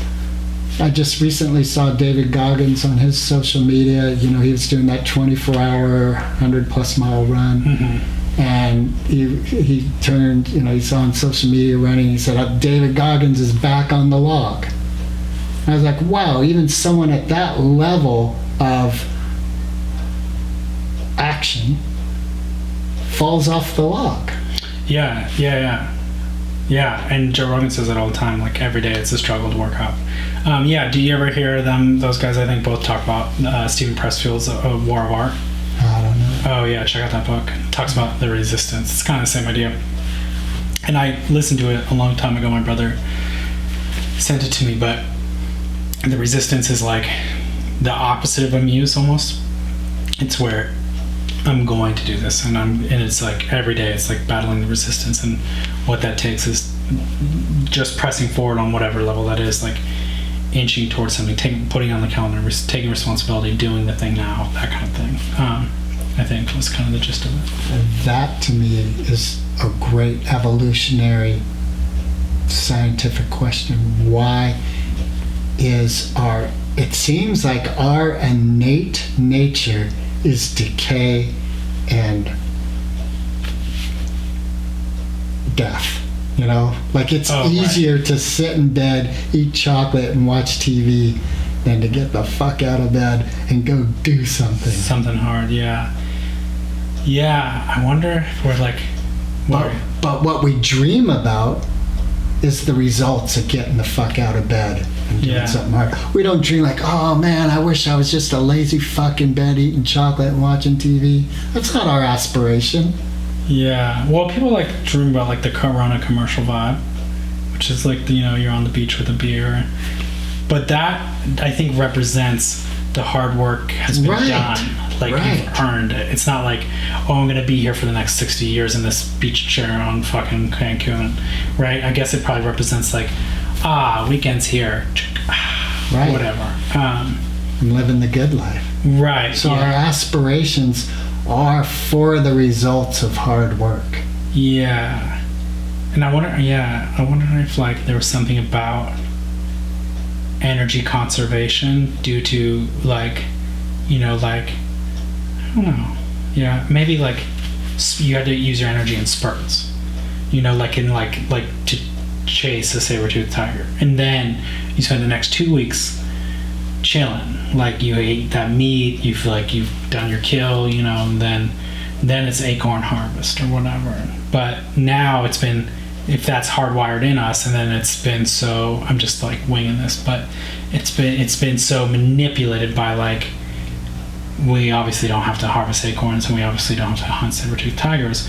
We can just sit back and watch YouTube and order, you know, Uber Eats. So it's much easier to be manipulated into that sort of situation, maybe. And I don't know. I don't know if that's what it is, but yeah, I wonder why there isn't that hardwire for constant struggle or achievement. Like Joe Rogan talks about it all the time. The struggle, like do something hard, because that's the best way you're gonna feel good, learn about yourself, challenge yourself, you know, or feel like you're contributing, whatever. He says a bunch of different things about it, but it always made sense to me. I'm like, oh yeah, that does, watch that Instagram story, yeah, that does look good, all right, cool. Next. Yeah. Well, so how do you become the Instagram creator instead of the Instagram audience? Right, you just do it. I always struggle with that. I always on both sides, because when I was in high school, I wanted to be a photographer really bad. I was like, that is what I'm going to do. I'm going to be a documentary photographer. I'm going to join the Peace Corps, go to Berkeley. Like, I'm going to just do that for sure. And my grandmother died. A couple things happened. My grandmother died, and I ran upstairs to get my camera to shoot a picture of her. And I'd watched that. I'm pretty sure at that point I'd watched that documentary by James Natwitchie, like something about war. He's a war photographer, famous war photographer, and he and he had to go in all these homes and shoot all these people like in like war-torn areas, and I learned about that picture that guy had taken in Ethiopia in the famines, or was it Ethiopia somewhere, and the kid had a distended stomach, and he's not crawling on the ground, but he's like hunched over on the ground, and there's a vulture like 5 feet away. Remember that image? Right. And that photographer actually committed suicide because he'd gotten so much writing from people like, why didn't you save the child, and what kind of fucking animal are you? And in his mind, he wanted to present the situation as it was. And I mean, I don't remember exactly what he said, but the gist was that it was just as valuable to get that image to press, so that way like people would believe that this was a serious situation and that was a powerful image, and it would spur people into action, like sort of like with the Amazon fires right now or whatever, like that went viral because people care about it. But you need to see that kind of image in order to do it, because if someone's like saved our fur or whatever, and like people like don't know what that even means, then no one's going to care and donate $10. So his argument was there, but he ended up because of the, or supposedly allegedly because of the controversy, he ended up killing himself. But anyway, long story is, I shot my grandmother right after she died. Like the life just left her body. She was on her bed. I ran upstairs, got my camera, I shot a picture of her, and then immediately it just felt like such a piece of shit and deleted it. I like couldn't do it. And then I went to a concert. I went to a Nine Inch Nails concert in Southern California, and these two guys who were like grown adults, and this was an early concert that had metal trash cans out. This was at Coachella, and it had metal garbage cans that were like 55-gallon drums that were out in the concert area, like with people, and someone had picked one up and threw it, and the two guys started fighting. They wanted to fight, like they both acknowledged, like, I want to fight, who wants to fight, I want to fight, fuck you, blah, blah, blah. And they were fighting, and I took a couple pictures, and the guy had like a blade nose. One was a big dude, one was a smaller dude, but they were both consensual adults wanting to fight, and the music obviously was the right setting for it. And I took a couple pictures, like, this is gonna be great, I'm gonna get amazing shots, take a couple pictures, and then I was just like, I deleted those pictures. I was like, and I put my camera down and I handed it to my friend, and I was like, I gotta break up this fight. I can't watch two people fight. And like, I couldn't watch my grandmother, I couldn't take pictures of my grandmother dead.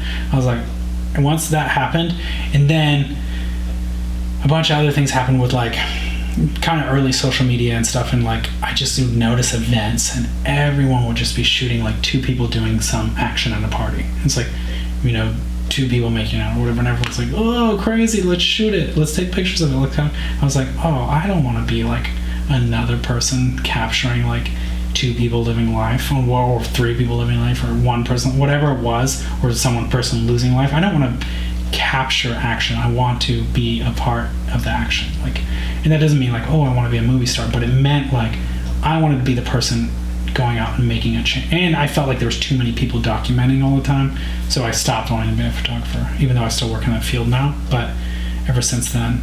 So that was one reason.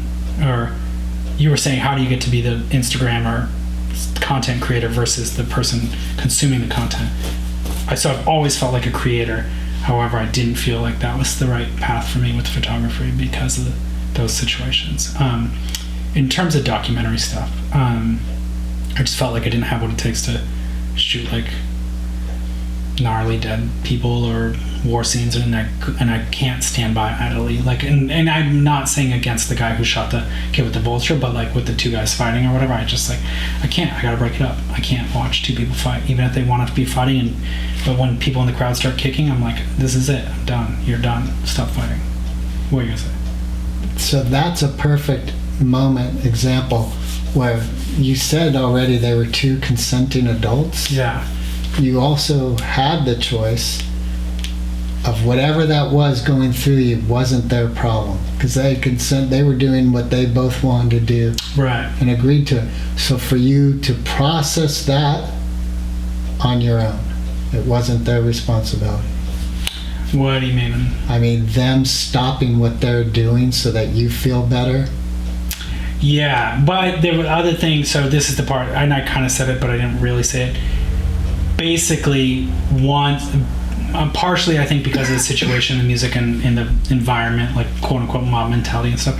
One person was on the ground, and the other guy was much bigger, And I think what started out as an original consensual fight, and that's why I kind of let it happen for a while. And I took some pictures or whatever. But then like people from the crowd started kicking one of them and stuff, and I was like, no, I can't watch this kind of stuff. So that was part of it too. So then it was moving into a mob riot instead of two guys just fighting. I wouldn't use the term riot, but I definitely would use the term, or I would definitely say that people on the outskirts, it wasn't like a mosh pit, but it was like somebody kicking somebody when they're down, and that person didn't consent to that necessarily, but you know, they wanted to be involved in this kind of a situation, but I couldn't just sit there and do it. So when it got to that point, like, I wasn't gonna let that happen. So, did you see Fight Club? Yeah. I thought that was a great movie. Of course, yeah, that's different. If it's like, if it was like that, it'd be no problem. But if it was like when that person's down and someone from the crowd's like, boom, like, you know, you see those fight videos now that go viral with like two pregnant women fighting at McDonald's, and there's like 40 dudes around filming it. I'm not gonna. Even if those two pregnant women want to fight, I'm gonna break it up. Right. I'm just gonna do it. Right. I mean, I don't want to see that. And even if I also think like even if two people think they want to fight, maybe they don't know what's best. You know, maybe like the initial thought's there, but like it can get carried away, and like somebody gets hurt because they're caught up in their emotions. Right. And I don't. Yeah, and maybe that's something inside me that's like me saying that that's not okay for them to do that, but I mean, it would be case by case, but I would probably 98% of the time break up a fight if I see two people fighting, even if they're both adults and they want to fight. Obviously, if they're entered in a fight, they're in a fight for one reason or another. Maybe one person is truly defending themselves or something, I don't know, but yeah, I'd probably just break it up anyway. So, do you think that in the next week you'll do anything towards comedy or YouTube channel? In the next week, what is it? This is us coming into a Saturday, yeah, tomorrow. I don't know. Maybe see if this room is available for rent. It is. Oh, is it? Yeah. Do you go to this church? No. Oh, okay. But they just say. I looked around when the mastermind was starting for like a good place to meet. Oh, yeah. And the price of this room compared to everything else in Mill Valley was reasonable. Yeah. And the woman who runs it's super cool to work with. Yeah. And I like the feeling of this room. Totally. It has a bathroom. It has it's separate coded, so they don't have to worry about anything over there. Right. Yeah. There's a place when we were emailing, I was thinking about right next door to us is this place called the Alamonte Clubhouse. Yeah. And they rent their place out for like, I think it's $30 an hour. Oh, really? If you're, it's huge though. I mean, I was thinking about it for this, and I was like, oh, it's kind of big. Where's Alamonte? So you know where the high school is? Yeah. Literally right behind. Oh, behind it. Right. Going up the hill there. It's on. There's right off the street. You know where that spa is? No, I know exactly what it is. Yeah, it's like then they have dance. I think. Yes, they have dance there. Yes, yeah. Yeah, and they used to rent it out. We lived like right across the street from that.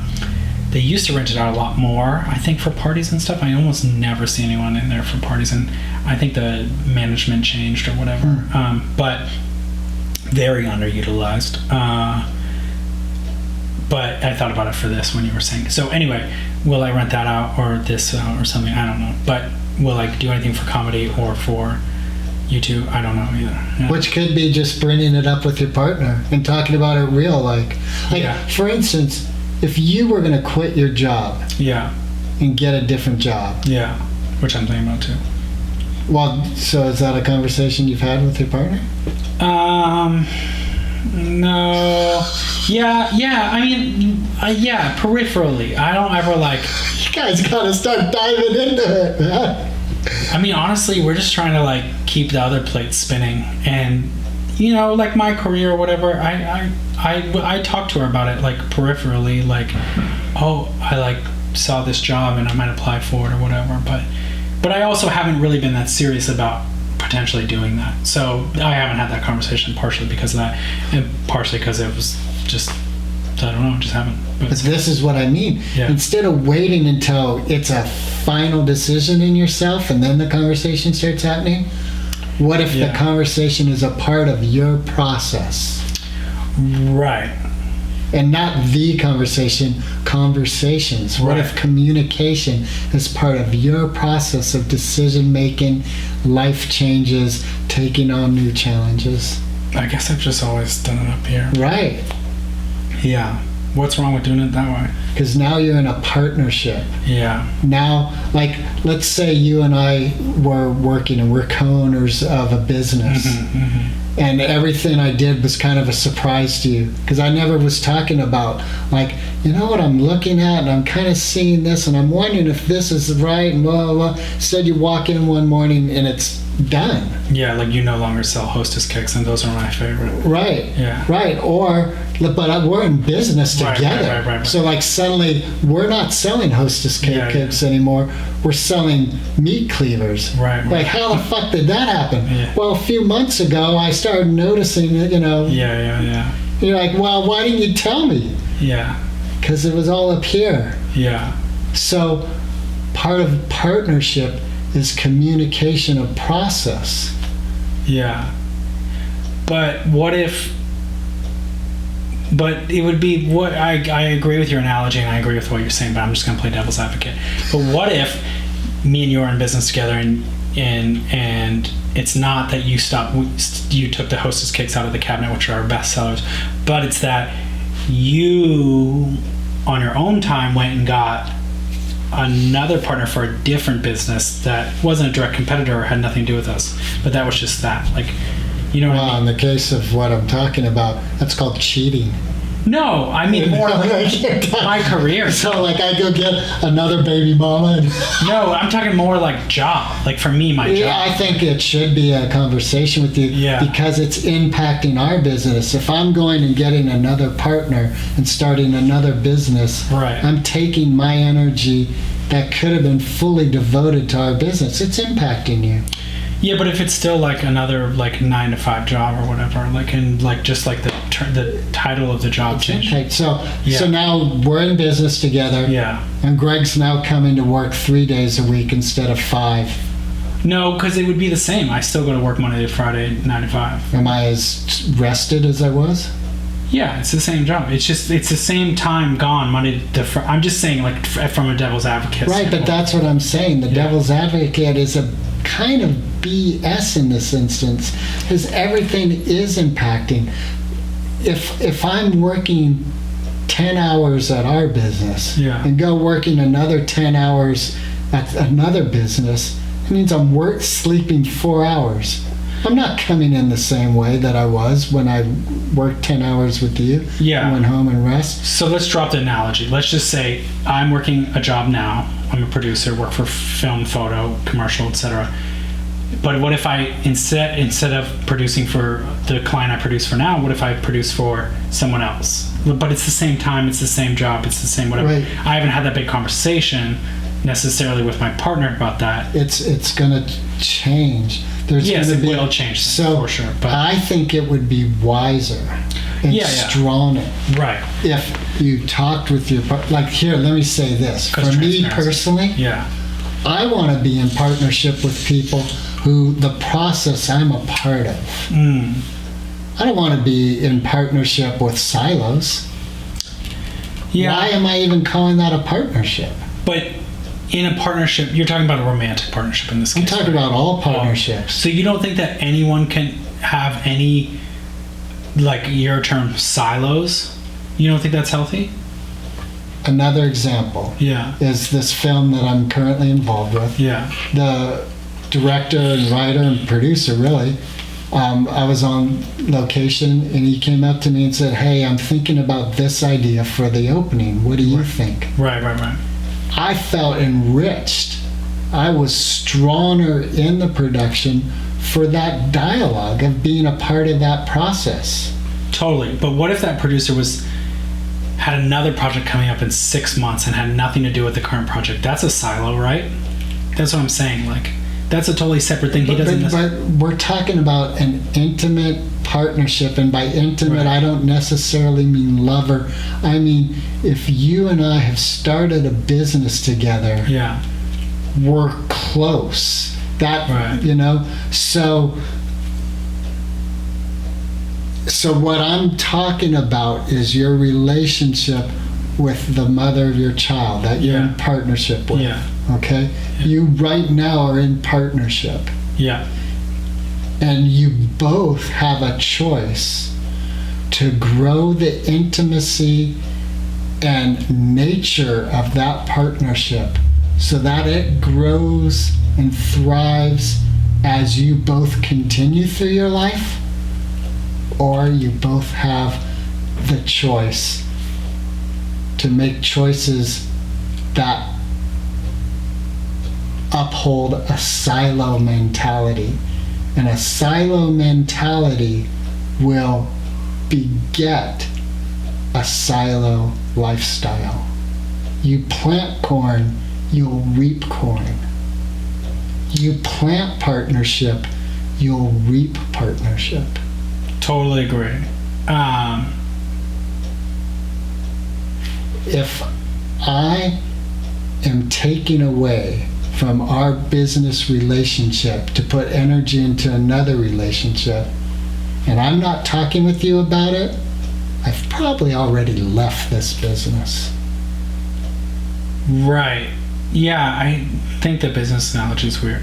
So let's go with the corn one. You plant corn, you reap corn. But what if, and so in our partnership, me and my romantic partner, I believe in transparency, I believe in inclusion, I believe in That's not up here. communication. Then it's not up here. But at some stage, it has to be up there. That's part of the process. Right. It's not the process. You don't figure it all out up here and then come to your partner with the answer. Your partner is part of the process. For everything? Everything. What about for surfing? She doesn't, well, she surfs, but like, okay, let's say golfing. Here's what I can say. My sister, my littlest sister, told me once, her family is what's most important to her. Mm-hmm. All her decisions throughout her life have been for the betterment of her family, not for the betterment of herself. Uh-huh. She just got a degree, having gone to school. She has a career. She's done a lot of things that are personally enriching. And from what I see from the outside, her husband and family are a part of that process. Right. So, and her husband's got a very thriving life that she supports fully. Yeah. So golfing. I don't expect your partner to be out on the golf course with you if she doesn't like golfing. Right, but like, wouldn't that be, in this terminology, wouldn't that be a silo? You're saying full support, and you're saying it's unhealthy to think things in your head a little bit about like my career before I present it as a conversation. You're saying there should be ultimate transparency from the get-go? Is that, am I hearing you right? But why? What's the harm in like just like looking on like a job board or something and without necessarily breaching that conversation yet? I would say I have breached it in real life, right. But I'm just saying, what would be the harm? Like if you look at a job board, it's probably nothing. But if you find that in a period of a month, you've looked at the job board 6 times, it might be nice that your partner knows, like, wow, this actually might be a little more serious than a whim. Yeah. I guess it's just defining where that line is or whatever that I'm trying to argue a little bit. And part of the partnership, like a real partnership, is you want your partner to be their best, to be their strongest. Yeah. And a real partnership is they want the same for you. So you're both coming from that place of enrichment for the good of the individual and the good of the whole. A great book that I read was Michelle Obama's book, Becoming. Oh, yeah. Did you read that? No, but I've seen it out like the last year or two. Right. What was amazing is seeing the sacrifice that I'd say that she gave in order for her husband to excel at what he was doing. And from what I read, part of why she made that choice is, one, she saw that she believed he would do a whole lot of good for humanity and society on this path that he was very passionate about. And she saw that these passions were coming from a very good heart and a really deep thinking person. And she also talks about at one point where they went to counseling and she was so angry. And what she realized is that wasn't his problem. She had to deal with that herself. She had to take responsibility for her anger. He wasn't the cause of her anger. She had to take responsibility for it. And he had his things to take responsibility for as well. Mainly the country. Well, no, in their relationship, right. But what I found really interesting too is like after his presidency was over and she came out with this book and she's been traveling all around the world. It's almost, well, what I saw was in essence a switch of roles. So she's now out in the forefront and traveling out, and I imagine that he's the supportive element who's kind of back, not I think he gives speeches still too. And right, stuff. of course he's involved, but you know what I mean? Like, so that's an element of trust too in relationship, is trusting like, okay, right now I'm giving a lot, and I know because of my partnership, who I've partnered with, it'll come back too. It's going to be an even, real partnership, and I think part of that is holding space for mistakes, like Dave Goggins saying, I'm back on the log. So you guys aren't going to get it perfect. Yeah, I wouldn't expect that. I don't think any relationship ever would get anything perfect all the time. And in practice, it gets better and better. Like you going to the gym tomorrow and thinking you can run 10 miles, hit 450 on the bench press and all that, you'd kill yourself, right? Yeah. But if you gradually work towards that, it's going to happen. And that's what I mean in relationship. If you gradually are introducing these concepts of partnership in relationship instead of the 10-mile run right out the door, you're like, hey, let's just run a couple blocks. Yeah. But after a year or 2 years of that, you guys are doing marathons. Yeah. What's the analogy of the 10-mile run? That'd be the changing jobs? Is right. Like, instead of just being like, waiting until you've got communication perfect, and you've worked it all out in your mind, and now you're presenting this perfectly wrapped package to your partner. Have conversation. Have conversation. Yeah. Got it. Right. So just, hey, honey, I was thinking, I don't say honey, but I was thinking about this the other day. What are your thoughts on that? That kind of stuff. Yeah. Right. Yeah. Do you think it's healthy for partners to have individual interests where the other person has nothing to do with it? Like, not even a conversation about it? Do I think it's healthy? I think it's unlikely. Other than like a passing, like, hey, I've noticed, like it's on the calendar. Like, for example, my sister Rivka, she doesn't surf. Mm-hmm. I don't think she has an interest in surfing. Mm-hmm. But she likes going to the beach now and then with Brian, her husband, and he'll go out surfing. Yeah. And she'll ride her bike along the beach and, watch a sunset and watch him surf. She likes watching him surf. Right. Doesn't mean she does every single thing he does, but she likes being a part of it now and then. Right. Yeah. Yeah. Like, your partner might not like to golf.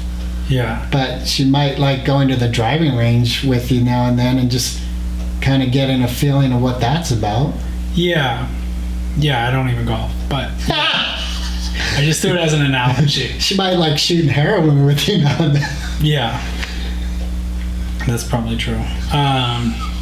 Sorry to hear that. No, I'm just kidding. Yeah. No, I wonder. I was trying to think, like, what would be a good example? I was like, well, do you think Joe Rogan, like, before he started a podcast, was like, hey, honey, I'm thinking about starting a podcast? Or it just seemed like something he might be innately, I'm just, like, guessing here, but it seems like something he would just be like, oh, I think I'm about to do this, and just did it on his own. Like, but then, as it becomes more of a thing, conversation. I don't think there's necessarily any wrong way to go about it in terms of that kind of stuff. Obviously, like, I think the business analogy didn't work that good because it was getting too wrapped up in time allocation. But a major life decision, obviously, there would be conversation about it. I guess the impetus of this was you were asking whether I was going to do comedy or not. And then you said, and I said, yeah, I was actually thinking about job stuff too. And then you're like, have you had that conversation? And that's what started all this. But yeah, I do talk about all this stuff with her. But like I said, it's just peripheral, because it's truthfully been peripheral for me too. Like, it hasn't been something I've ever like I guess it would be like being in this room. I know the door is there to go down the comedy path, or go down starting a YouTube path, or go down start looking for a different job kind of path, or further career kind of path, but I haven't opened any of those doors. I haven't even like opened the door to look down the hallway really yet. I've just kind of like noticed the doors, and like the doors are like a little shinier than they used to be. Does that make sense? Or like how long has that been? Well, I mean, different for different parts of it or whatever. The YouTube thing, like I said, it kind of has evolved. Like, I originally wanted to do a documentary about this thing, and then I've been like talking with my friend in New York about, well, not really talking, but we mentioned it, like, 'cause she was in the program too, and I was like, what do you like? She's like, oh yeah. And then I think just recently I was thinking about that, like, in the back of my head. And then the comedy thing, the same thing. I've always thought about it a little bit, like peripheral, but then I feel like I've had a lot more exposure to it recently. And then the job thing, I mean, probably the back of my head for 4 or 5 years, like, oh, I should go to the next step, or further my career, or try something different, or whatever.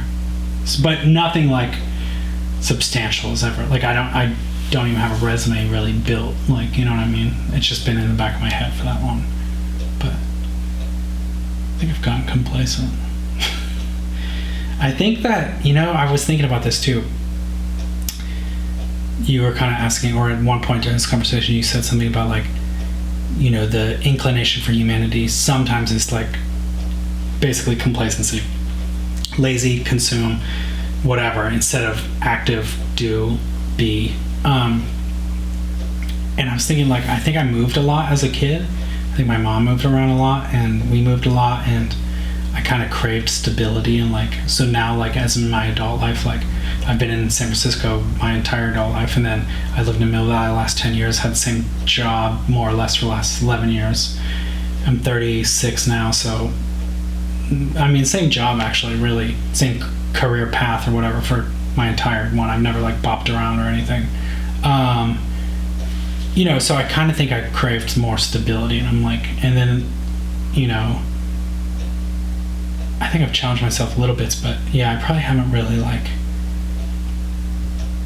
jumped into the boiling pot of water to challenge myself. What were you gonna say? Sorry. Have you craved stability, or are you complacent? Well, I think a little bit of both. Like, I think originally I remember, like, when I was younger, I used to play this video game called EverQuest. Have you ever heard of it? It's like one of those massive multiplayer games. And I remember, like, noticing, like, in that game, you need to, in order to get higher level achievements or big, like, that was kind of one of the first massive online role player games. And in order to, like, kill big dragons, you had to bond with lots of people to gang up and kill them. So you had to communicate, organize, and what they would form as guilds, you know, like clubs basically, and or like fraternities or whatever. And I remember, like, in that game, like, popping around from guild to guild and being like, oh, this is like the quick way to, like, you know, whatever, like, I don't know what I thought, but I do remember seeing people who stayed in the same guild the whole time. I was like, you know, they really, like, stuck to their guns, and like they ended up having a lot more advantages because, like, they were a much tighter knit group. They were able to achieve bigger success and stuff. And like, I remember thinking then, like, oh, I need to, like, just stay put for a little bit and, like, really dig in and, like, you know, get all my stuff taken care of in, like, whatever that format is, and then, like, I'll be able to, like, you know, go somewhere for vacation and come back and, like, you know, I don't know, like, I just felt like the need to like stay stable and be rooted somewhere. So that was answering that question. Like I felt a little bit of that, but now I felt like it's kind of like devolved into complacency. Right. Yeah, because that's what I was hearing, is there's a difference from rooting and gaining strength in a rooting. Yeah. Because you're not complacent. The roots are growing and the whole thing's growing stronger because that guild is out fighting bigger dragons and learning from the mistakes and going, okay, next dragon, we're going to... And that's what I mean with the partnership with your partner. If you guys wanted to, of course, that's a key part to it. But that kind of communication of, here's this, how do we live the life that we imagine all the time? Yeah, I think that's a good conversation to have. I mean, we kind of, like I said, have that in parcels and bits and chunks here and, you know, that kind of stuff, and peripherally, but maybe, I think it's a good idea. I'm not opposed to it. I think all communication is probably helpful.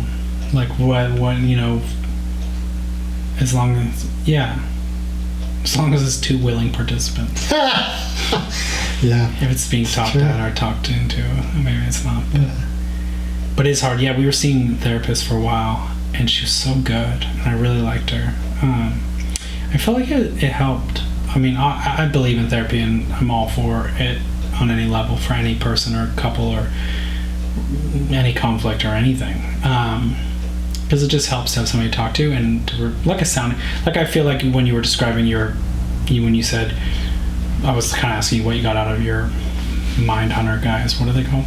Your thing? Oh, mastermind. Right. And you were saying, you know, a place where people are there to witness, you mentioned and stuff, and what that was, I was reading that as is a sounding board, kind of like you reflect what you feel, and then they say, you know, I don't know, they say whatever, and you can either register that as true, and it helps you identify what it is true for you and what isn't. And I feel like therapy is that, but more intensely in one-on-one. But it's good to have that in whatever format it comes from, whether it's a soccer team, a mastermind, Masons, or comedians. That would be a weirder route to it, but it's true too. That's real. I listened to that recent Joe Rogan with Dr. Cornel West. Did you listen to that one?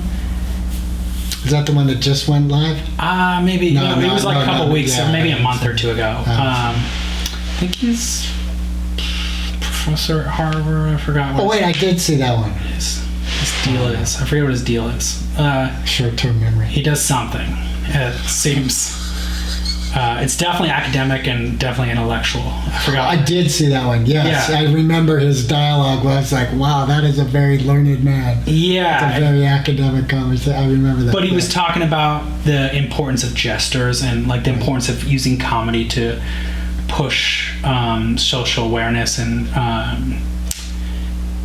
to talk about, to use it as a medium to talk about, you know, current issues, and whether that's a social injustice, whether it's a, you know, whatever it is. It's just he said historically it's been one of the most effective communication mediums for talking about things. And so when you said comedy too would be another way to have a sounding board or have a reflection or communication time to learn about yourself or whatever. I guess that's true. But I don't know. I guess I've personally done that. I don't know if I have with a comedian. I'm not sure. Do you see a lot of live comedy still? No, I mostly see stuff on Netflix that it's releasing, so stand up on there. Yeah. Did you just see the Dave Chappelle one that came out? The new one, Sticks and Stones? Yeah. No, I saw it got 0 Rotten Tomatoes, so I wasn't interested. Just kidding. But it did get 0. Did it really? Yeah. By the public too? No, the public gave it 99, but they closed it to public in the beginning, and they only allowed 5 journalists that they pick to come to review it for the tomato version of it, not the public audience score. And the 5 they picked were like very anti Dave Chappelle. So it got like literally 0% or something. That's fucking crazy. And then they that opened is it back stupid. up. That's like someone, I hate chocolate. Well, rate this chocolate. Yeah. That chocolate sucks. Yeah. Why? Because I hate chocolate. Yeah. That's stupid. I thought it was brilliant. I thought it was like going to a university lecture in a funny way. It was brilliant. Right. My brother didn't like it. My son didn't really like it. Yeah. So, but that I think is a perfect example of, like, to me, there's some stuff he hits on. Like, I didn't agree with everything he said, Sure. but I'm really glad it's out in the open and being talked about. Yeah, why not? What's the harm in talking about that? Right, and that's what you just said earlier. Yeah. Like, communication is really important. Right, freedom of ideas. And then it's evolution. So strongest survive. The best ideas, the ones that can't stand up to anything, get shit on immediately, and people are like, oh, I'm over with that idea. That was a waste of time. And the ones that are good, people are like, no, there's something to this.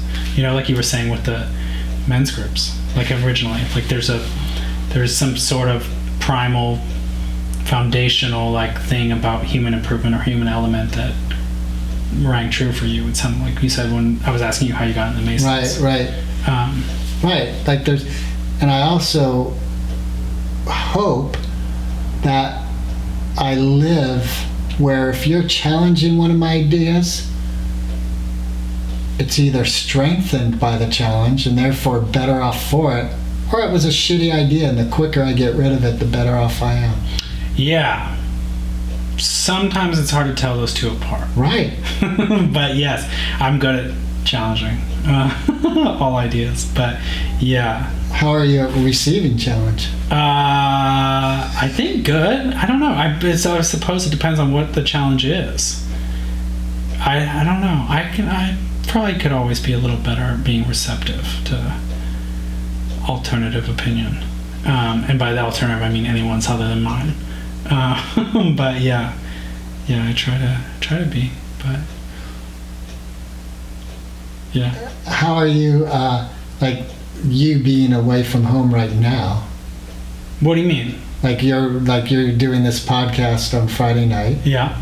How am I with being way off from home? Is your partner, is she all good with this? And we could be here till 11 o'clock and she'd be fine? Oh, yeah. What was it? What is today? Friday, so Thursday? What was Thursday? I forgot. Yes. Oh, she shot a wedding last night. Oh, well. So I had Tanzan all night. Yeah, we're pretty pretty balanced. I mean, in terms of like diffusion of responsibility kind of stuff.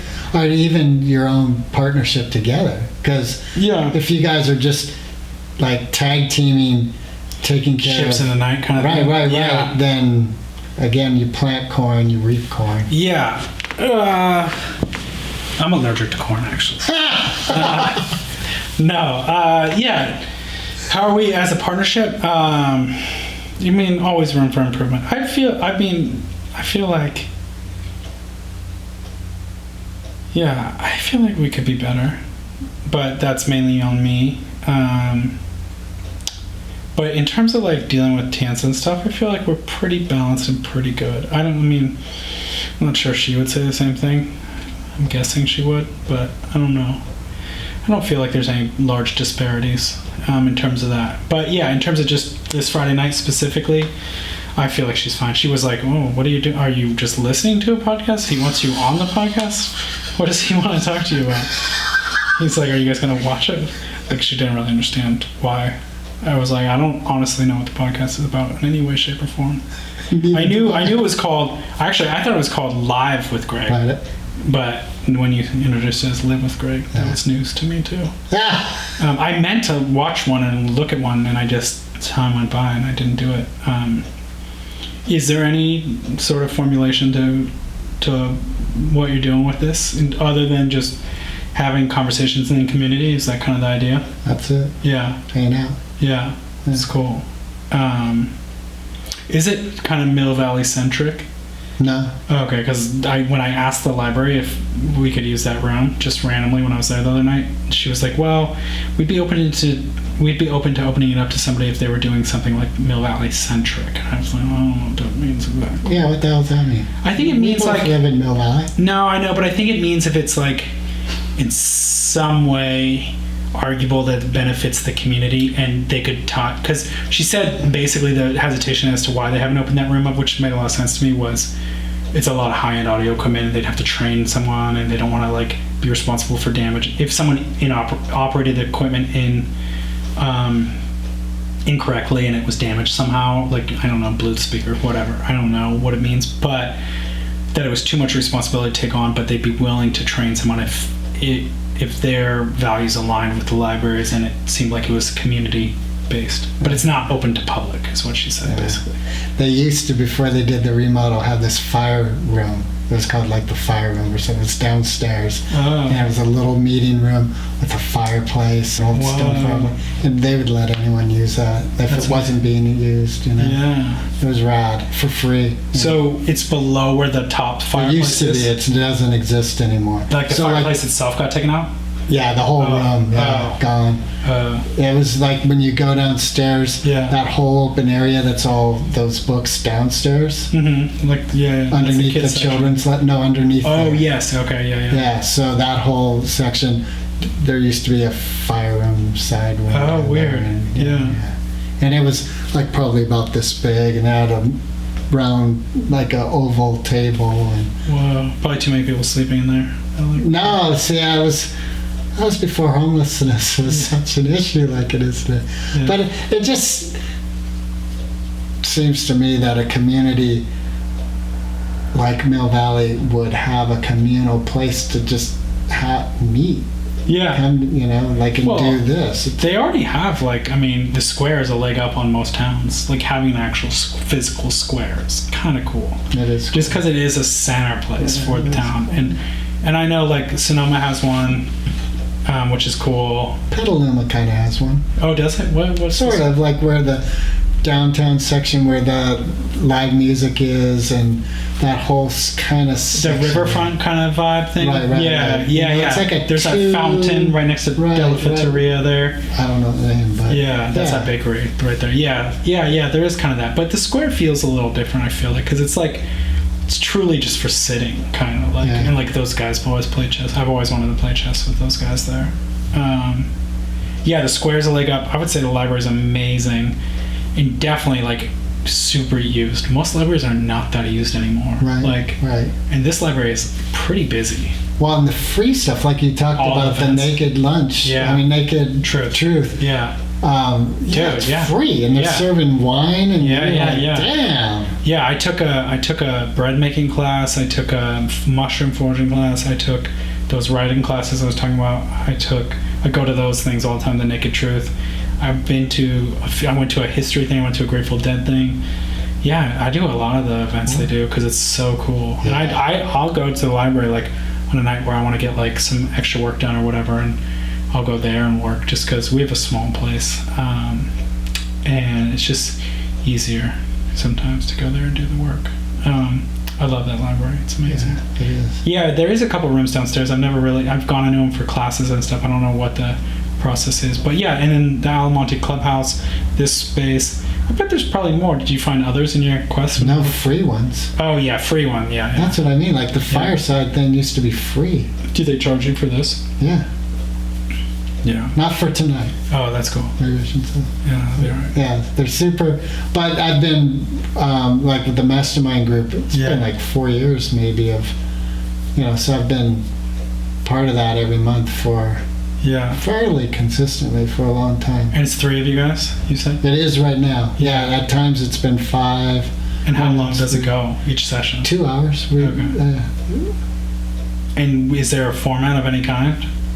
I know you said kind of what the gist of what you did, but I think right now with the 3 of us, we each get a half an hour, so I'll kind of just fire hose out whatever's going on in my mind, where I'm at, what's what I'm hoping for, and then I get feedback, and then it's the next person's turn. So we have a loose starting time, it's 9 to 11. Yeah. But we kind of have all agreed we'd show up late for things, so around 9:30 we start, and each person gets a half hour. Wow, that's late. That's crazy. And you live near in that morning. Okay, got it. That makes more sense. I was like, don't know if I could talk at that hour. Yeah, in the morning. Yeah. Crazy. Yeah, that sounds cool. I've never even heard of it. If you go on YouTube, like in Napoleon Hill, I think there's a video of him talking about mastermind, and it's the best explanation I've seen. Okay, yeah. Jack Canfield's talked about it a lot. And again, the premise is probably under a lot of different names. It's, Yeah. Yeah. It's in essence like this could be a mastermind. Right. You and I will leave from this with stuff that we're processing and thinking about, and hopefully better off for it. Yeah. But that one sounds more like expression and then opening up for dialogue, feedback, or whatever. Right. This is just, I think, more dialogue, just flowing, right? Would that be the difference? Yeah. Yeah. Yeah, I am craving something like that. Like I said, I was researching the Masons, just like, and like I said, there was a lot of like men, not a lot, but there was a few, and my grandfather was always involved in the Lions, and I just kind of feel like more community is cooler and better for me. But I haven't done that one yet either. That's another door I see, but I haven't opened it up. But Well, part of what I think is so hardcore about Dave Goggins is he's all about it's coming from him. Because at any given time, if he's relying on an outside element, that element, who is he when that element disappears? yeah. But boy, that's fucking hardcore. It is hard. Like I said, like I'd rather be in bed eating a bowl of Cocoa Krispies Yeah. and watching TV. That's easier to do in the moment, but it's hard to live with the result of that choice. Right. Yeah, and like a lot of like, I feel like I've heard a lot of like artists, like musical artists or other kinds of artists who say like there's like that it takes a long time to understand, to listen to your own intuition and stuff, and I wonder if like what you're saying David Goggins has said is like he's listening to his intuition but taking action on it, like I know this is what I want and what I'm doing and what's best for me, and I'm gonna go do that now, versus I know this is what I want and that's what is best for me, but I'm gonna get to that when that time is right, or when the stars align, or when whatever, like that. Like what I see him talk about is like even just within the past couple months, he was like lacing up his shoes to go for a run, talking about how he didn't want to go for it. He looked at his shoes for half an hour before he started lacing them up to go for a run. And his impetus for finally putting them on and running is, yeah, this is hard, this moment right now. But what about when life gets really hard? If I give up in this moment, I've lost the real challenge. Yeah. So every moment, every challenge for him is prepping him for a real challenge. But the beauty is every challenge is that prep. Like that challenge that defeats him is never going to come. Yeah. Because he's meeting every challenge with that mindset of not today. Like today I'm putting on my shoes, even though for half an hour my mind was giving me all this reasoning why not to do it, and all these feelings and all this shit going on inside me is absolutely supporting not doing it. Right. And I'm still gonna do it because for him, what's gonna happen when a real challenge comes? Right. When it's not some inner thing. Yeah, it's extraneous. It's outside of him. It's affecting him. He'll be more prepared and better equipped to face it. Yeah, I think you should check out that book for sure. The War of Art, Stephen Pressfield. I feel like that'd be up your alley for sure. Have you read anything else lately that you're into? You said Becoming, but... Yeah, so I haven't read much lately. I'm reading a novel that a woman wrote who was on, her and her friend, they were on a podcast last year. And I'm just kind of finishing that novel. I do a lot of podcast listening, so most of my educational, supportive stuff, like sometimes in the morning I'll play some of the motivational YouTube videos as I'm brushing teeth and getting ready. Yeah. But I slip and fall just like the rest of us. Yeah. I don't think I'm a good example of. Well, you're someone who's aware and someone who's trying, and that right there is 2 legs up. I mean, some people aren't aware. I don't think we're all aware. Yeah. But here's the thing.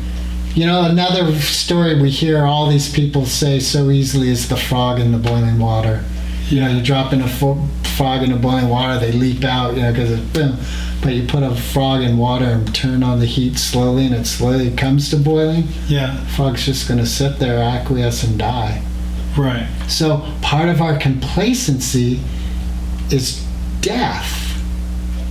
You're saying that's what it can lead to? That's what it is. Yeah. For me, like, again, the easy choice in the moment is staying in bed, eating garbage, and watching TV. However, the result of that choice over a span of time is harder to live with. Totally. But you still do it sometimes, right? Yeah. Absolutely. Because it feels good. Because I'm a fucking idiot. Well, but sometimes it's okay to let yourself... Sometimes it's okay to be a fucking idiot. It's never okay. Really? You don't think Really? it's ever, valuable to stay in bed, watch Netflix, and eat a bowl of cereal? No. Never. But, okay, let me say this. Depends on the cereal. Like, I'm picturing Cocoa Puffs. That's what I'm into, yeah. Yeah, no, I don't think it's ever okay to eat that. If you made your own granola and, roasted the stuff and everything and had healthy stuff, that's probably great. But here's the other thing. So there's 2 stories that come into mind that I could say real quick.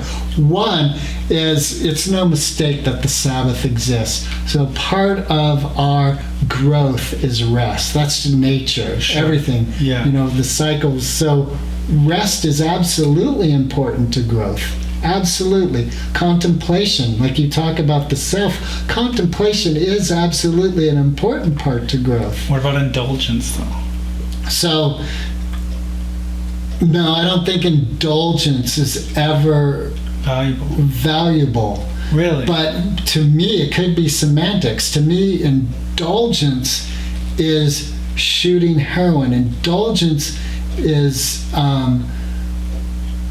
imbibing in something that isn't healthy for me. That's my definition. Yeah, I'm with you on the difference.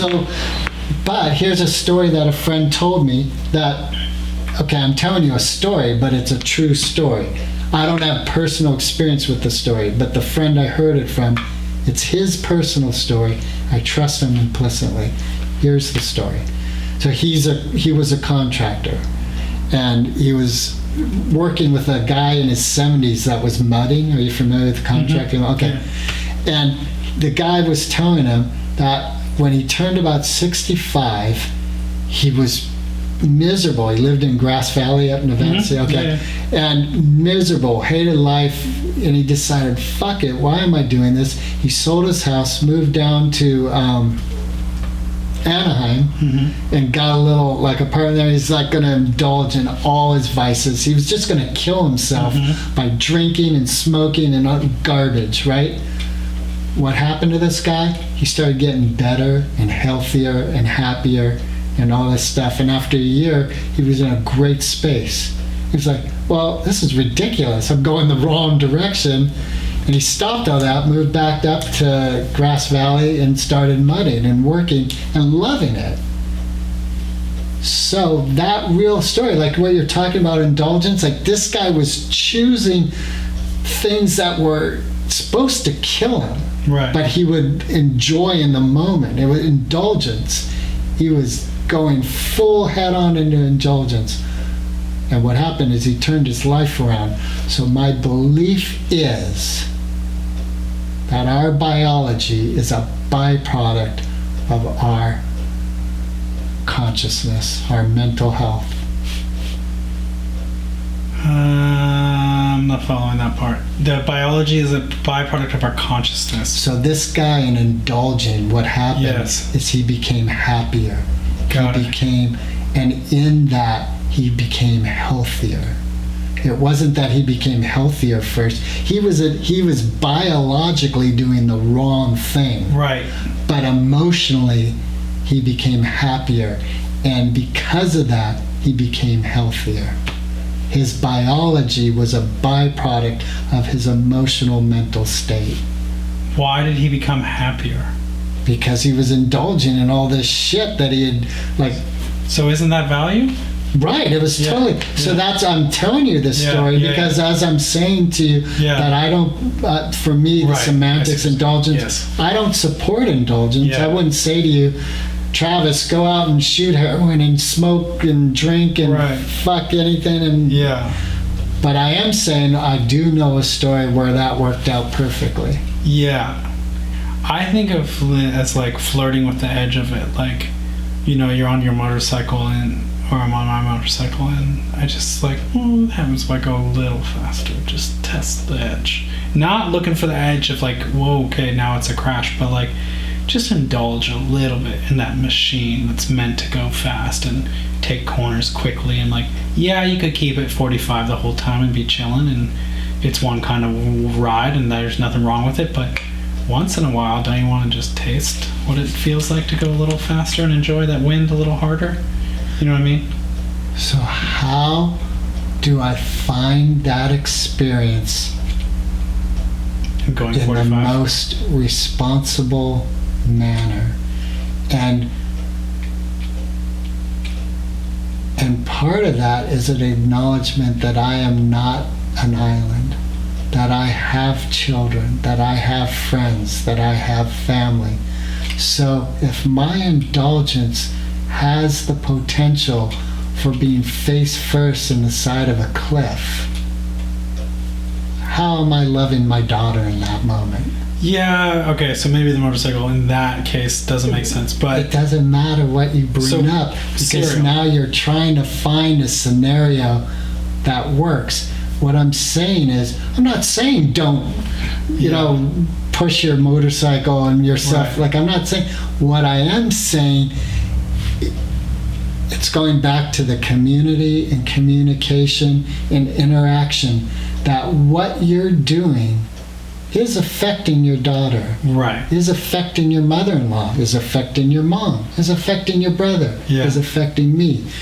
What you're doing is not a silo. Right. It is a communal action. Every action is a communal action. Yeah, I guess that's right. Yeah, and there is a responsibility portion of it. But what about that it just teaches you more and I'm more experienced then? Do you need to shoot heroin to know that you don't really need to shoot heroin? No, but I bet you a bunch of musicians who created music after shooting heroin could tell you that they weren't going to create the same music if they weren't on heroin. Lou Reed? Well, I don't know what his personal thing is. I know, Joe talks about getting high and how it adds a little bit more to his artistic venture as a comedian. Yes. George Carlin talked about getting high. Yeah. To he would write and write and write. Then he'd smoke a little marijuana and that would help push it past that.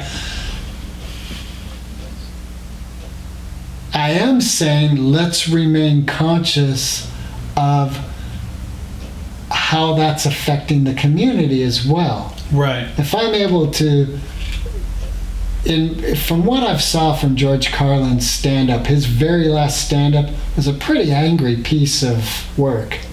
Yeah, it wasn't so funny anymore. It didn't seem like he was...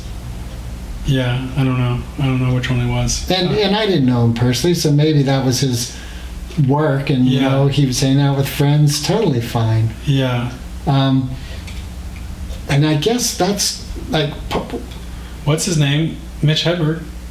Yeah, there's huge heroin addict. Right, and he's dead. Yeah, I know, but I'm saying his Chris Farley, dead. Yeah. So. But people who didn't do heroin die too. But all I'm saying is, I think that, I don't know, I'm just making the argument about the indulgence stuff just for fun because I'm curious about it. And I definitely like to indulge. So you're saying to your daughter, yeah, it's okay for you to indulge. When you're 18, go out, get drunk, rip around, because, could be good. Well, I don't know. I think that it's nuanced. Like having a bowl of cereal and watching Netflix at night is indulgence. You know what I mean? Like, yes, there's something else I could be doing. So, yeah, I don't know. It's nuanced. I do believe part of love your neighbor as yourself means that we have to love ourselves first. I can only love you to the extent that I'm loving myself. Yeah, I believe that. Yeah. So sometimes hanging out in bed with a bowl of cereal watching Netflix is completely loving myself. Right. I'm just giving myself a treat. Good for you, Greg. Just hang out. Take a break. Right. But couldn't that also be classified as indulgence? Yeah, it could. Yeah. But so I am agreeing with you in that sense. Indulgence could be an act of love. Yeah. Right. Yeah. I guess if you're like, oh, just eating cereal, and it's like a more of an act of violence because I don't know, whatever. Or the next morning I'm like, fuck, why'd I do that? Yeah, that happens. Yeah, especially obviously like that's textbook hangover shit. But yeah, I don't know. I don't know. Yeah, it's hard to know what's right. There's a really simple equation that I do my best to live by, and it's like I'm far from living it, but it's a great, am I happy?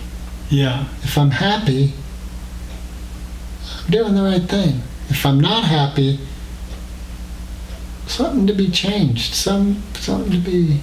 Yeah. Well, that's why they say ignorance is bliss. Because it's easy to be happy when you don't know any better. But when those blinders come off, you better be ready. That's what Dave Gallagher's about, I think, Yeah. Ignorance is bliss until the blinders come off. But what if you go your whole life and the blinders... I mean, everyone has blinders. Everyone has blinders on some level. Yeah. For something like, there's something we don't even know is wrong that we're doing wrong now. Right? Like back in the day, smoking or something. But yeah, I don't know. Yeah, that's a good motto. If you're happy, you're doing something right. I think I could agree to that. But I guess then you'd have to explore why it makes me happy to go fast on a motorcycle. The thrill. And I don't even do this. This is just advocate. I do ride motorcycles, or I used to ride motorcycles until I got in an accident. Did you have a daughter at the time? No.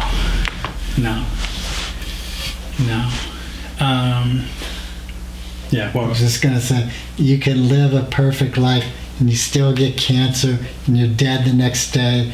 And if you weren't happy living that perfect life, what was the value of it? Yeah. And, like playing devil's advocate, so a psychotic person, aren't they gaining enjoyment from the pain they're creating? So that's, for me personally, I think it's more that something traumatic happened in their life and the programming, the natural state of their being is fucked up. Sure. So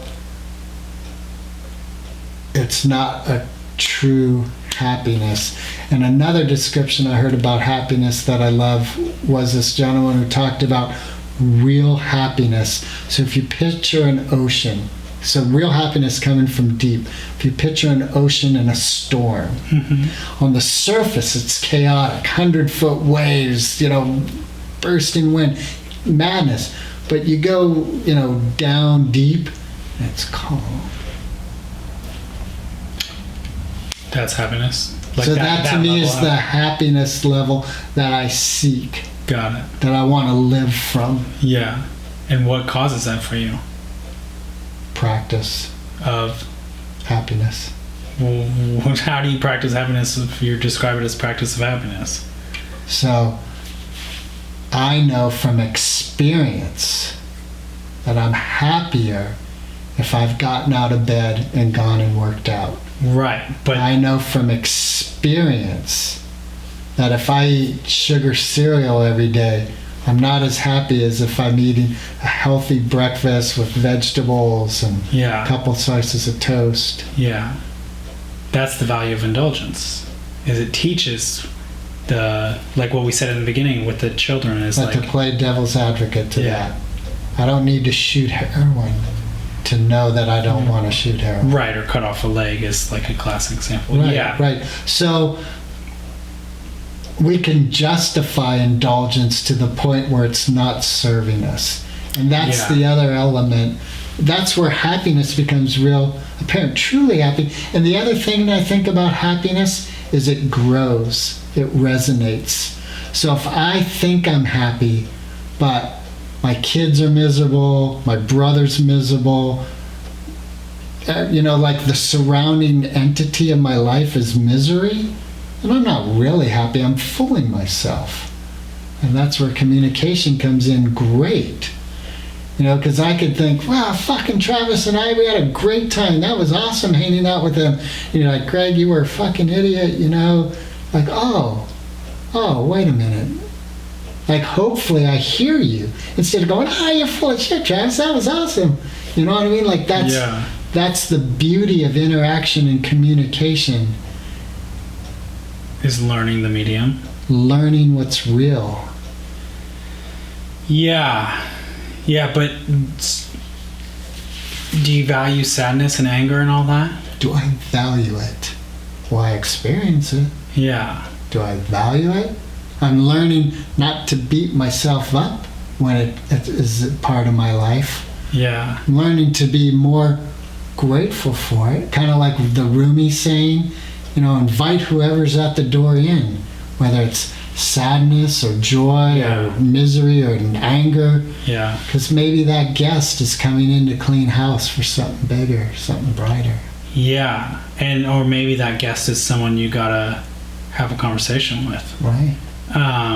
Did you read Michael Pollan's book at all? The How to Change Your Mind? Came out last year or two. Mm-hmm. It's about psychedelic therapy, psychedelic assisted therapy. So it's about working with a therapist after you take like a massive dose of psychedelics. And that's one of the things that they say in that coaching is that therapists will say, whatever you're facing, don't run from it and face it head on. Greet it, deal with it. That's it. Don't be scared of anything and run towards it. Don't run away from it. Whatever, and it'll present itself as this monster, whatever, And my experience with partnership is we often shy away from the hard conversation that we really should be bringing up with a partner because we're afraid. So it's easier to shy away. But either we become complacent or we die, and the relationship flatlines. So by diving into the darkness with a partnership, and what the beauty is if both people do their best to remain conscious of that choice. Let's enter into the void together. See what happens. Yeah, I'm not anti that. So instead of trying to figure it all out up in here, and then presenting a perfect picture to the partner, like, you know what? I have no fucking idea what's going on. Here's some things that are happening for me. What do we do with this? What do we do with this? I think that, I agree with you. But I still do think it's okay to have my own thoughts and not necessarily share everything, whatever. Or it's not that I'm not willing to share something, but that when it is time I will, or if it needs to be or not, like I'm, at the infancy. And I don't think that there's a pro or a con to it. I see what you're saying about having conversation, meaning like at any point or any stage of the process to be transparent and bring it out about, I randomly thought this the other day. What do you think about that? I see the value in that too, but I see value in not doing that sometimes too, and being like, oh, well, it is what it is.